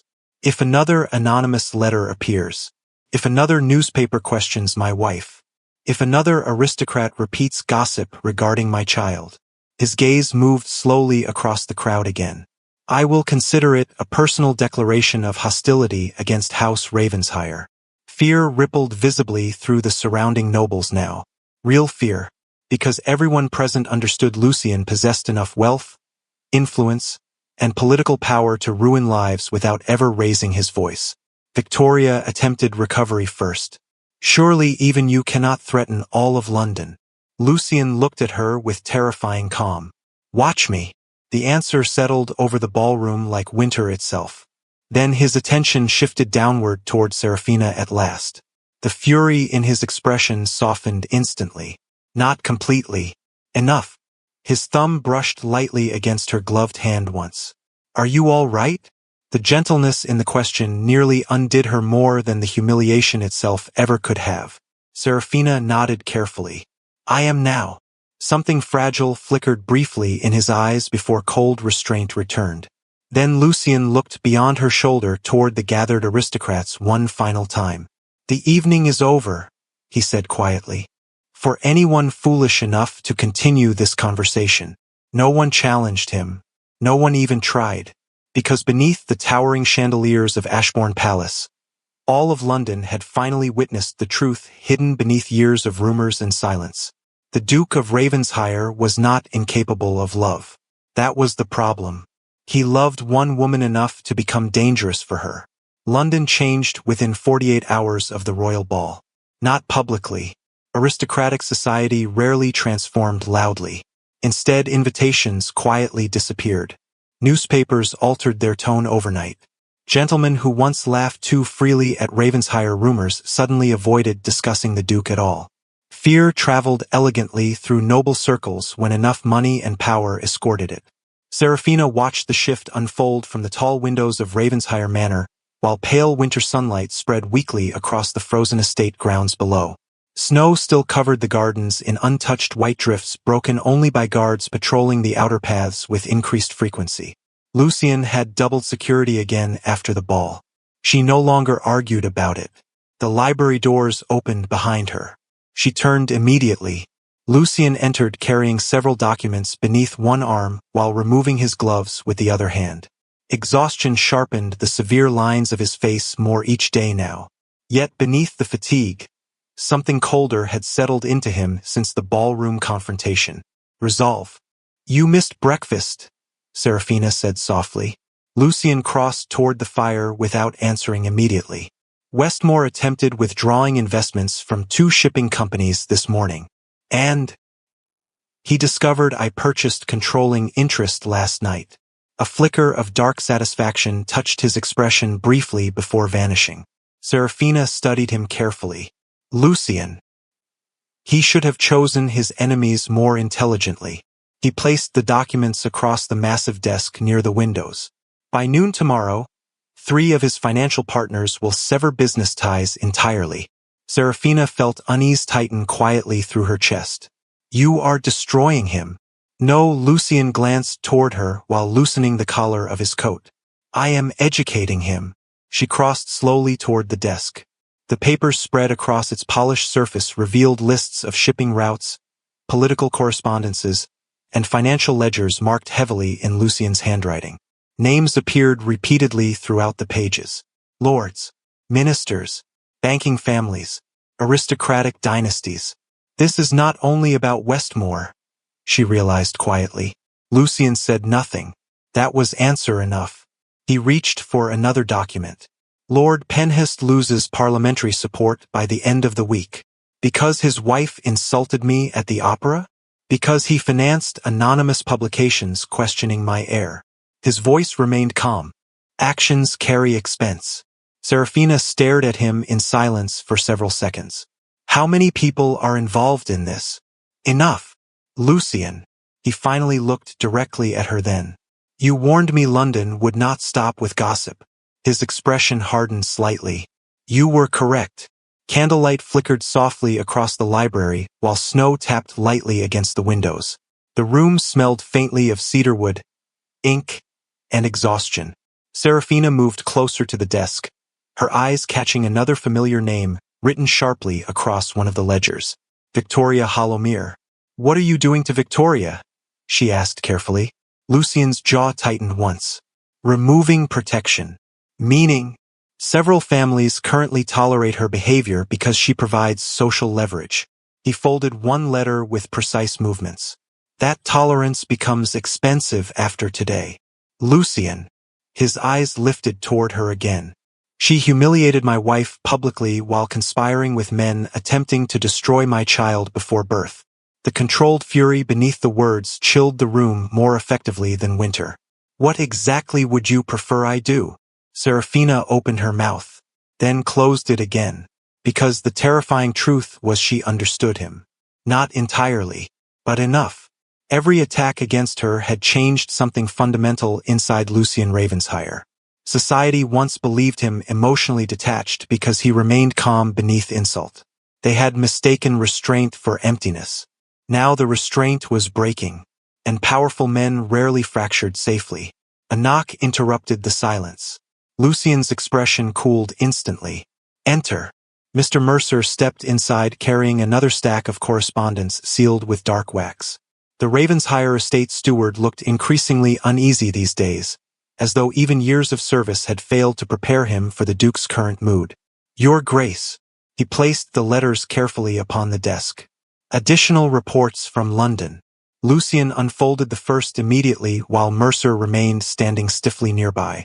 Serafina noticed the steward avoiding her eyes. What happened? She asked quietly. Mercer hesitated. Lucian answered without looking up from the paper. Lord Penhist's daughter was removed from consideration for the Carlisle engagement this morning. Serafina frowned slightly. Because of the rumors? Because Carlisle discovered Penhist financed them. Lucian folded the paper once. Families become remarkably principled when money begins disappearing. Mercer cleared his throat cautiously. There is also the matter regarding Lady Hollowmere. Lucian's attention sharpened instantly. Speak. 3 invitations were withdrawn from her this afternoon. Mercer shifted uneasily. And the Duchess of Farnham cancelled tomorrow's dinner gathering entirely after learning your Grace planned attendance. A dangerous stillness settled over Lucian's expression. Good. Serafina looked toward him carefully. You planned that intentionally. Yes. Mercer wisely excused himself moments later, leaving silence behind once more.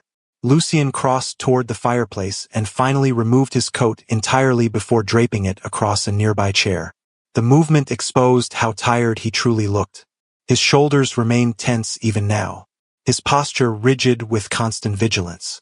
Serafina watched him quietly for several moments before speaking again. You have not rested since the ball. Rest appears inefficient. You are becoming impossible. A faint shadow of humor touched his face briefly.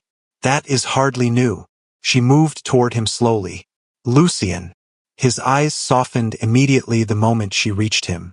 Every time, no matter how cold he became toward the rest of the world, that softness appeared for her without fail now. It frightened her sometimes, because devotion this deep carried its own form of danger. She touched his wrist gently. This cannot continue forever. What cannot? The retaliation. His gaze darkened slightly. You think I should stop. I think you are beginning to enjoy it. The words lingered heavily between them. Lucian looked away first, toward the fire, toward the snow beyond the windows, anywhere except directly at her. Perhaps, he admitted quietly. Serafina's chest tightened. Lucian. He exhaled slowly through his nose. Do you know what I saw when Victoria spoke to you at the ball? His voice lowered further. I saw every moment London ever made you feel small. Silence filled the library. And for 1 second, he continued softly, I wanted them afraid enough to understand what they had done to you. Serafina felt emotion catch unexpectedly beneath her ribs. Lucian turned back toward her then. Candlelight flickered across his face while exhaustion and fury warred quietly behind his eyes. That is the problem, he murmured. I do not know where protecting you ends anymore. She stepped closer immediately. Here. His expression shifted faintly. What? Serafina placed her hand against the center of his chest. His heartbeat struck hard beneath her palm. It ends here. With us. Pain flickered through his features before disappearing beneath restraint again. You still believe this can remain civilized. And you do not? Lucian looked down at her hand resting over his heart. Then toward the windows where winter darkness had already begun creeping slowly across the estate despite the early hour. Westmore sent another letter this morning. Her pulse tightened slightly. What did it say? Lucian's jaw hardened. That men who lose power become unpredictable. Silence followed. Then quietly he added, I believe that was intended as a threat. Serafina felt unease spread slowly through her chest. Against you. Against anyone standing beside me. The fire cracked softly behind them. Lucian reached up and covered her hand against his chest with his own. Warm. Protective. Possessive enough now to feel instinctive. I spent years making certain no one could wound me personally, he said quietly. Then you arrived. The raw honesty in the confession stole her breath. Lucian lowered his forehead briefly against hers. And now every enemy I possess suddenly knows exactly where my heart lives. Outside the library windows, the last pale light faded across the snow-covered grounds of Ravensshire Manor, while somewhere far beyond the estate walls, London society began realizing something else entirely. The Duke of Ravensshire was not merely retaliating anymore. He was preparing for war. Snow began falling again shortly after midnight. Thick, relentless. By dawn the roads surrounding Ravensshire Manor had nearly vanished beneath white drifts while brutal winter winds rattled the tall windows hard enough to shake candle flames inside their brass holders. Serafina stood near the bedroom fireplace wrapped in deep blue velvet watching the storm consume the estate beyond the glass. The world looked quieter beneath snow. Softer. That illusion no longer comforted her. Behind her, Lucian fastened the dark buttons of his winter coat with sharp, controlled movements, while 2 loaded pistols rested untouched upon the nearby table beside stacks of correspondence sealed in black wax. He had been preparing to leave since before sunrise. You should not travel in this weather, Serafina said quietly without turning from the windows. Westmore requested emergency parliamentary assembly. Lucian adjusted one leather glove slowly. That alone makes attendance necessary. It is a trap. Yes. She turned then. And you are still going. His gaze settled immediately upon her. Softer now than it became with anyone else in the world. If I remain absent, he controls the narrative. Lucian. She crossed toward him slowly. You have not slept properly in days. Neither have you. That is different. No, his hand lifted automatically toward her waist the moment she reached him. It is not. Candlelight flickered softly across the room while snow hammered against the windows beyond them. Serafina studied the exhaustion tightening invisibly through his features. He looked sharper lately, harder. Every attack against their child had carved away another layer of restraint from the man London once believed emotionally untouchable. You are frightening people, she said softly. Good. Lucian. His jaw tightened slightly. You think I enjoy becoming this man. Do you? Silence followed briefly. Then quietly he admitted, more than I should. The honesty of it tightened something painfully inside her chest. Before she could answer, another knock sounded sharply against the chamber doors. Lucian's entire posture shifted instantly. Cold. Alert. Dangerous. Enter. Mr. Mercer stepped inside pale enough to alarm Serafina immediately. Snow dusted the shoulders of his coat as though he had come directly from the outer grounds. Your Grace. Lucien's expression darkened. What happened? Mercer struggled briefly for composure. The West carriage team reported unusual activity near the South Road shortly before dawn. Silence tightened through the room. Explain clearly, Lucien said quietly. 2 riders attempted intercepting one of the supply wagons entering the estate. Mercer swallowed hard. The coachman escaped before confrontation. Serafina felt cold move slowly through her stomach. Lucien remained perfectly still. Descriptions. Faces concealed. Heavy winter cloaks. Mercer hesitated briefly, but one of the guards recognized the crest stamped into a saddle buckle. Whose? Westmore Shipping insignia. The room went silent except for the storm outside. Lucien's eyes lowered slightly. Not surprise. Calculation. Leave us, he said softly. Mercer obeyed immediately. The moment the doors shut, Serafina crossed toward Lucien fully. You cannot still go to London. I must. Lucien. If Westmore is desperate enough to threaten Ravensshire property openly, then something changed. His voice sharpened. I intend to discover what. Serafina stared at him in disbelief. Someone just attempted to intercept your estate roads. And now they expect fear.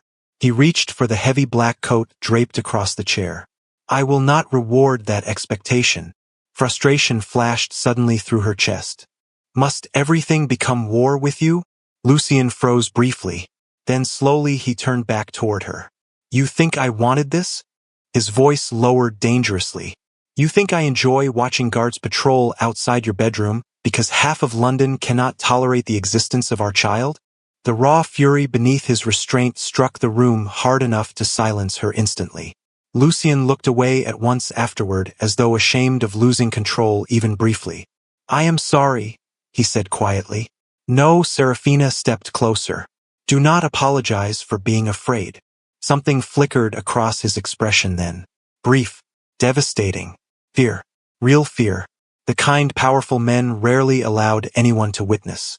You still do not understand, he murmured. If anything happens to you... His voice failed abruptly. Serafina felt her breath catch. Lucien closed his eyes once before continuing more roughly. I do not know what remains of me afterward. The confession settled between them like breaking glass. Before she could answer, another sound shattered the fragile silence. Wheels. Fast. Too fast.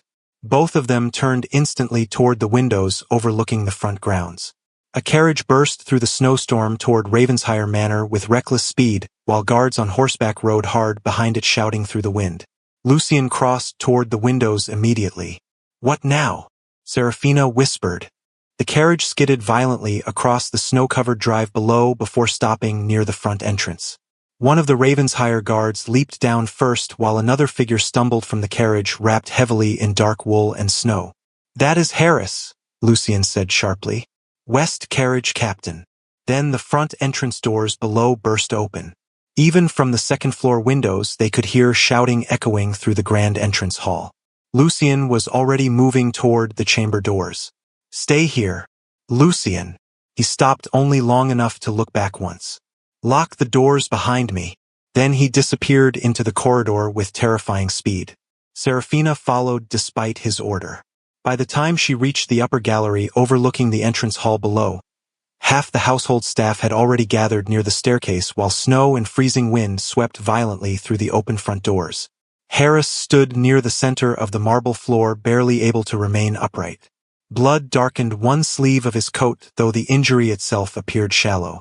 Lucien stood before him rigid with dangerous stillness. Say it again, the Duke said quietly. Harris struggled for breath. The South Bridge collapsed behind us, Your Grace. Collapsed. No accident. The coachman looked visibly shaken. Someone removed the support chains during the storm. Cold spread through Serafina's chest. Where were you traveling? Lucien demanded. London route inspection. Harris swallowed hard. But they knew the path beforehand. Silence crashed through the enormous entrance hall. Snow swirled inward through the open doors while servants stared in pale horror. Lucien's expression became terrifyingly blank. How many riders? 3. Did they follow you? No, Your Grace. They vanished after the bridge gave way. Serafina gripped the gallery railing tightly. This was no longer rumor, no longer humiliation. Someone had begun targeting Ravensheim directly. Lucien seemed to realize the same thing because something inside him changed visibly then. The final restraint broke. Slowly he looked upward toward the second-floor gallery where Serafina stood frozen above the entrance hall. The moment he saw her there, fear flashed violently across his face before fury consumed it entirely. "Go back upstairs," he ordered sharply. Serafina did not move. "Lucien, now!" The command cracked through the hall hard enough to startle even the servants below. Yet beneath the anger she heard something far worse. Panic. Real panic. She descended the staircase slowly anyway. "You cannot keep me hidden forever. Watch me try."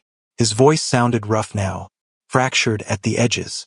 Serafina reached the final stair and stopped directly before him.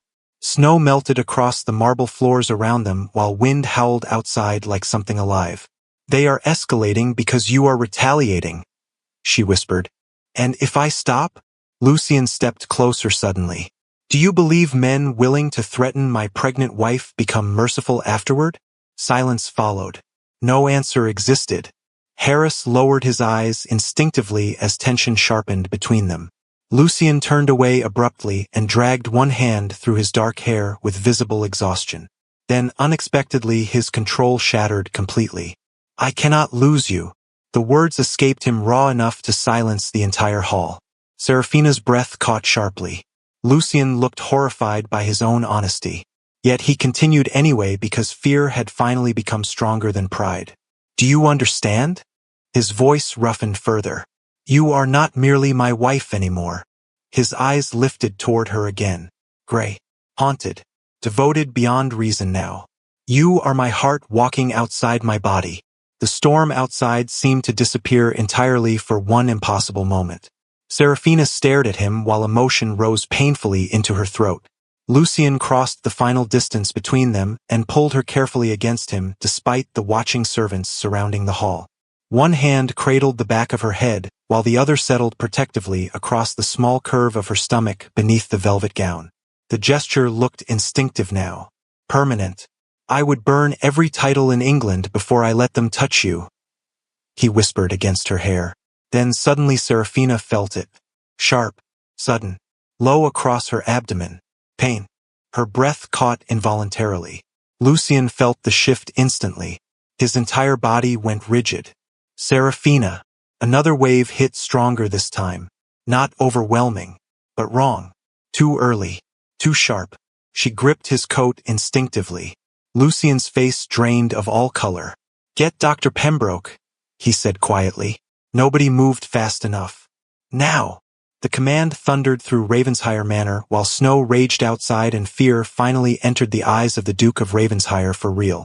Dr. Pembroke arrived through the blizzard less than an hour later with snow frozen into the folds of his heavy wool coat and visible alarm already etched across his face before he even crossed the threshold of Ravensheim Manor.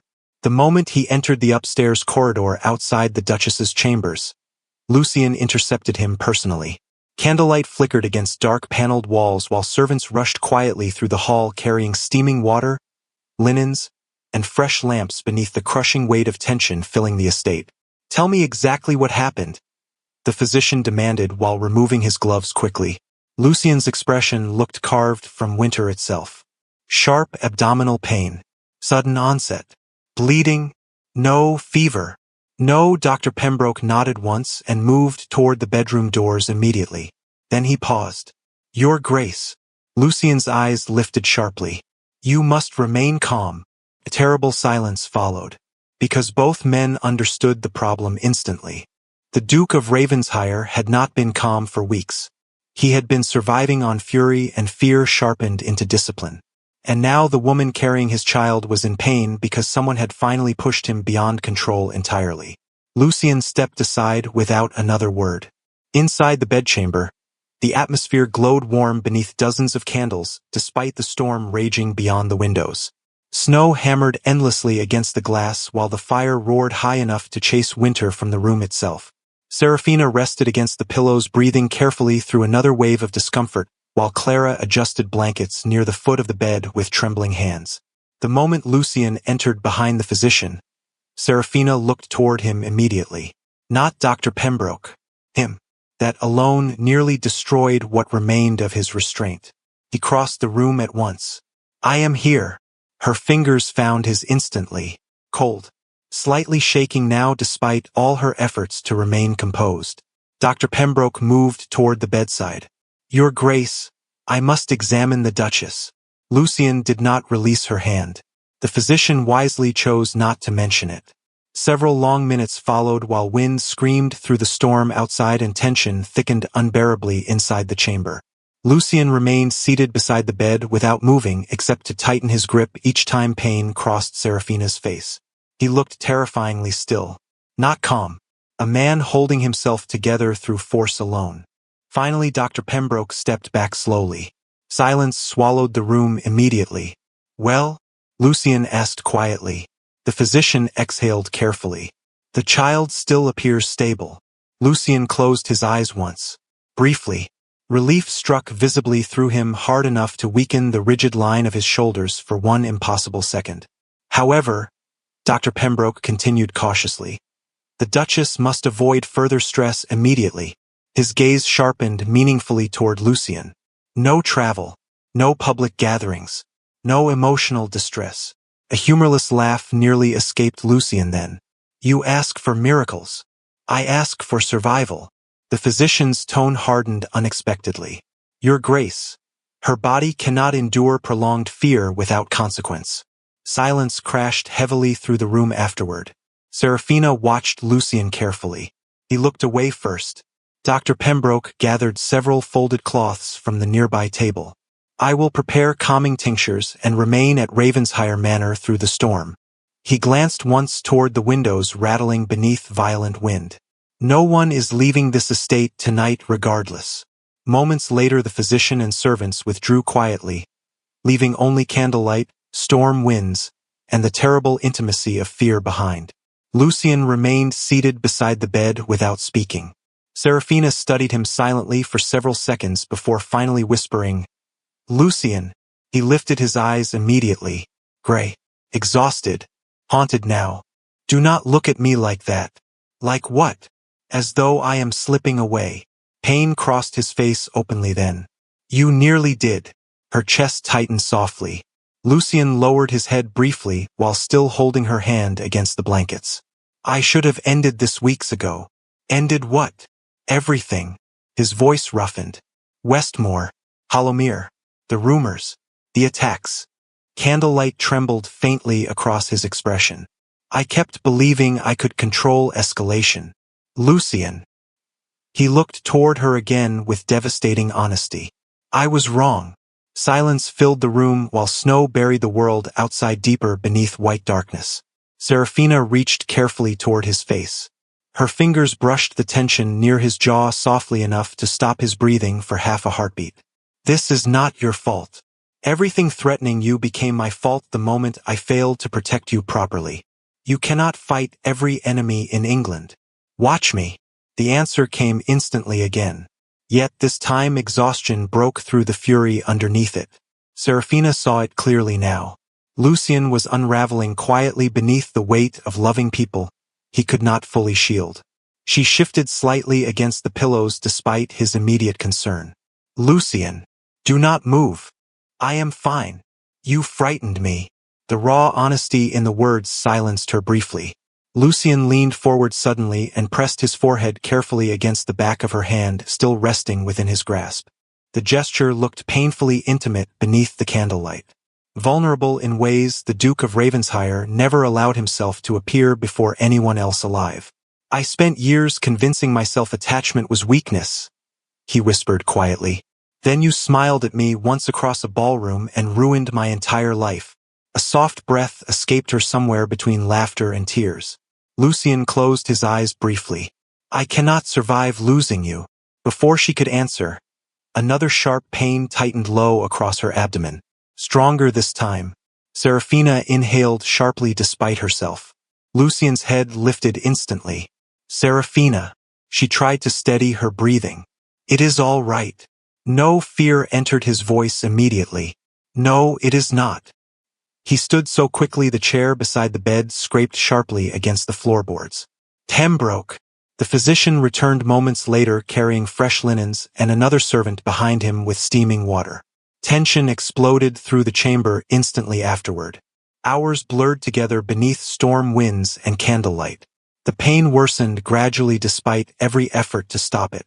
Dr. Pembroke's expression grew tighter with each passing hour, while servants moved through the chamber in nervous silence carrying towels, fresh water, and whispered prayers beneath their breath. Outside, the blizzard consumed Ravensshire Manor completely. No carriage could leave. No physician beyond Pembroke could arrive through the storm. Lucian never left Seraphina's side once. Not once. He stood beside the bed through every painful hour with one hand wrapped tightly around hers while exhaustion hollowed shadows deeper beneath his eyes.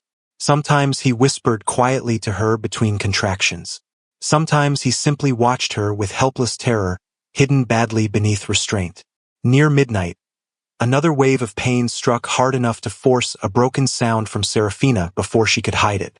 Lucian visibly shattered at the sound. "Do something!" he demanded sharply toward Dr. Pembroke.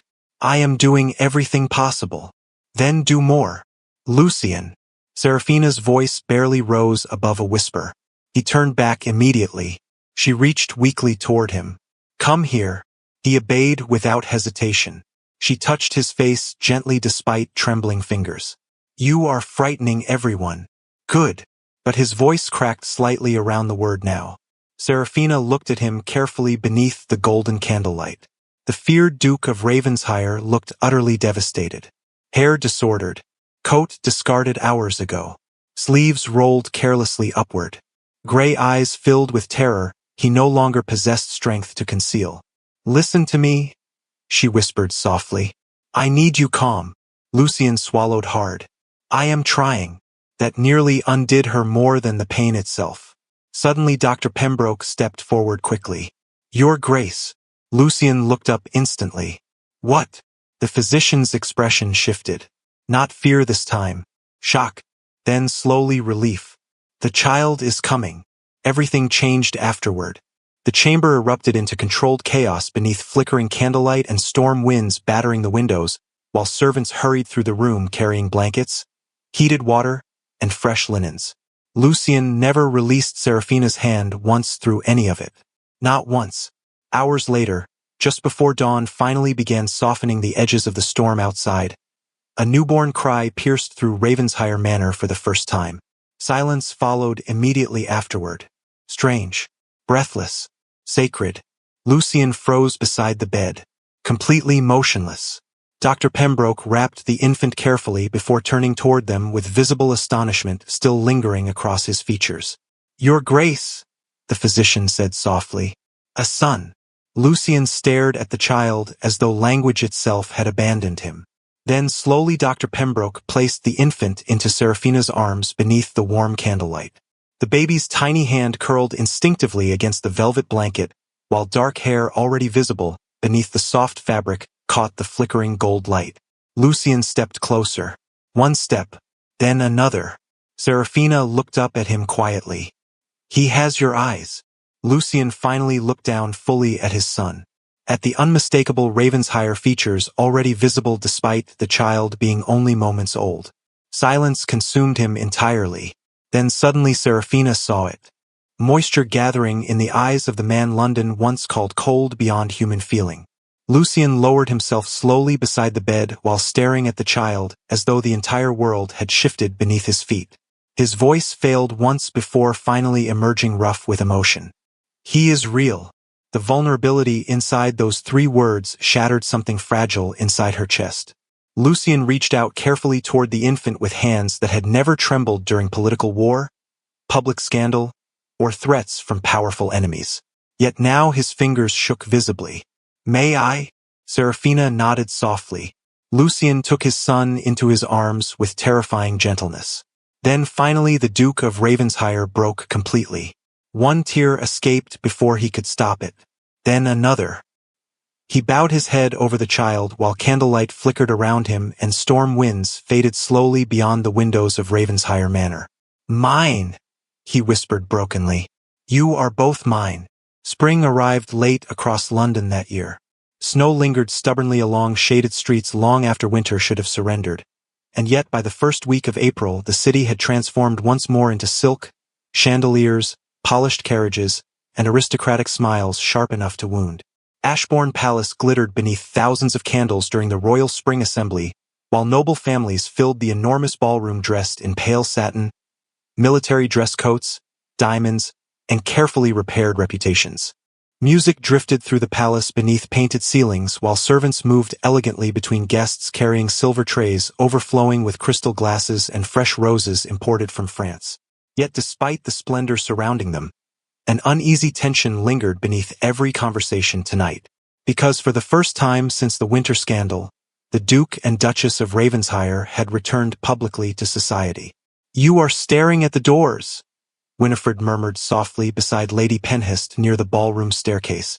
So is everyone else, Lady Penhist replied before catching herself too late. The Dowager Duchess smiled faintly. At least honesty survives somewhere in London. Across the ballroom, Lord Edwin Westmore stood near a marble column speaking quietly with two ministers who looked increasingly uncomfortable beneath his presence. 3 months earlier, Westmore had controlled enough political alliances to influence half the House of Lords. Now rumors of collapsing investments, severed business ties, and private investigations followed him through every drawing room in England. Nearby, Lady Victoria Hollowmere remained surrounded by admirers out of habit rather than genuine affection. Society still welcomed beautiful women. It simply trusted them less after public failures. Victoria lifted her champagne glass slowly while pretending indifference toward the ballroom entrance. Her fingers tightened slightly anyway. Then the herald near the grand staircase struck his staff against marble floors hard enough to silence the room. His Grace, the Duke of Ravensshire. Her Grace, the Duchess of Ravensshire. The ballroom changed instantly. Conversation vanished. Music softened. Even breathing seemed quieter beneath the towering chandeliers as every aristocratic gaze turned toward the staircase. Lucian appeared first. Black formal evening attire sharpened the severe elegance of his tall frame while silver candlelight caught faintly near his temples.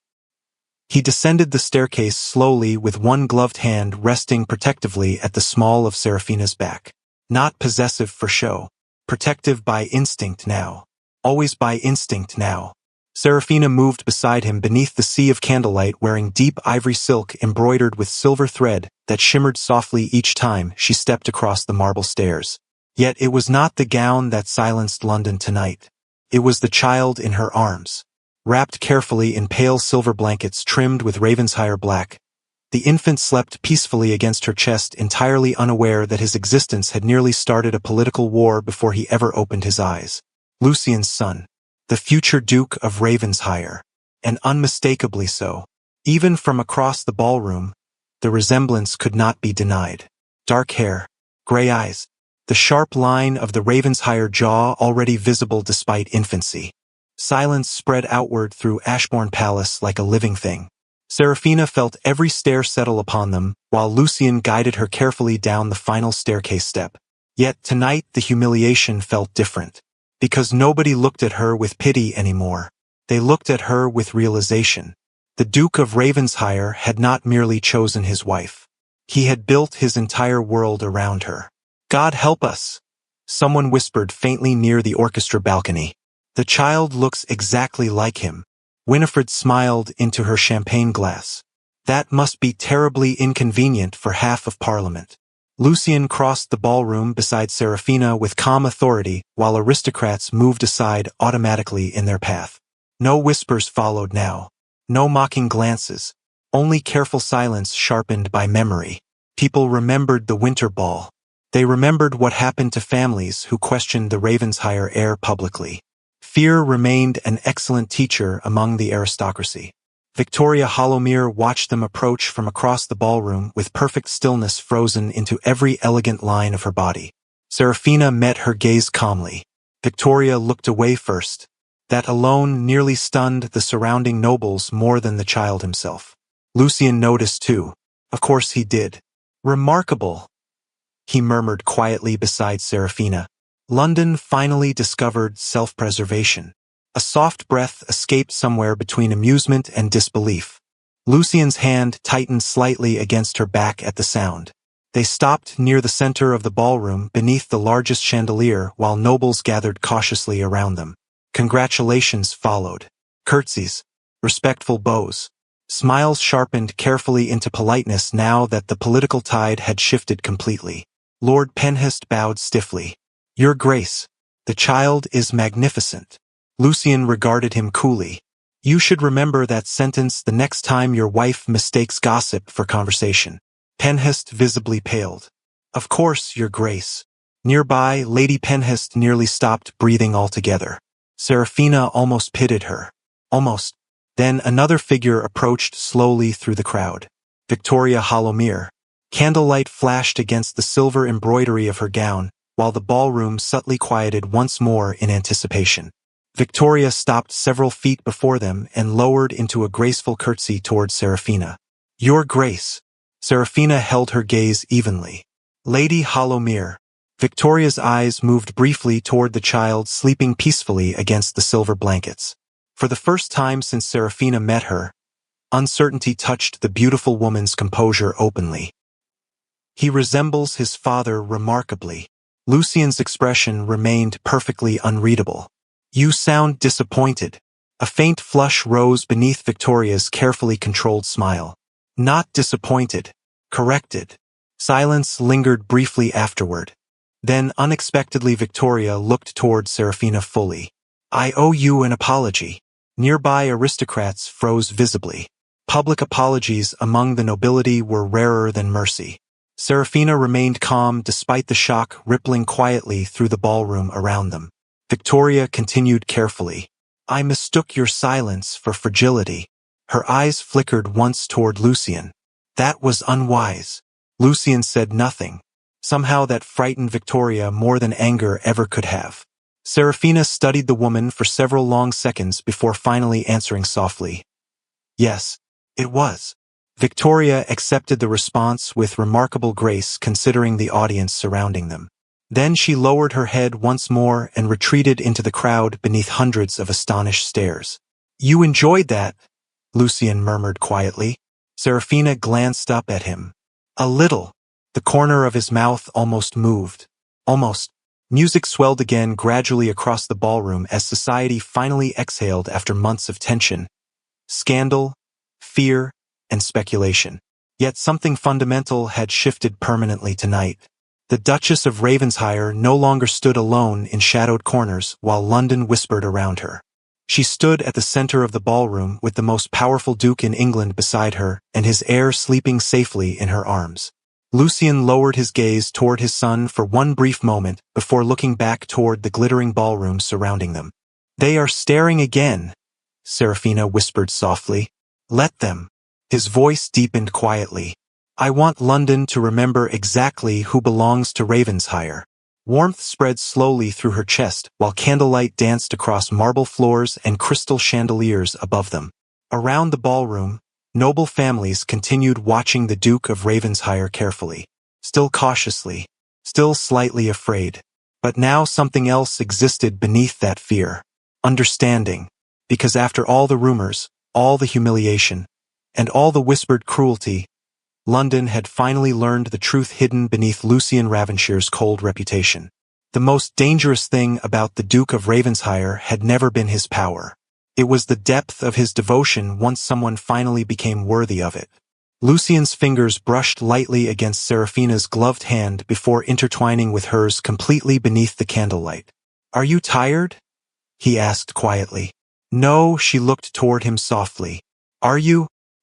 His gaze rested upon her for one lingering moment while the ballroom blurred quietly into gold and music around them. Not anymore.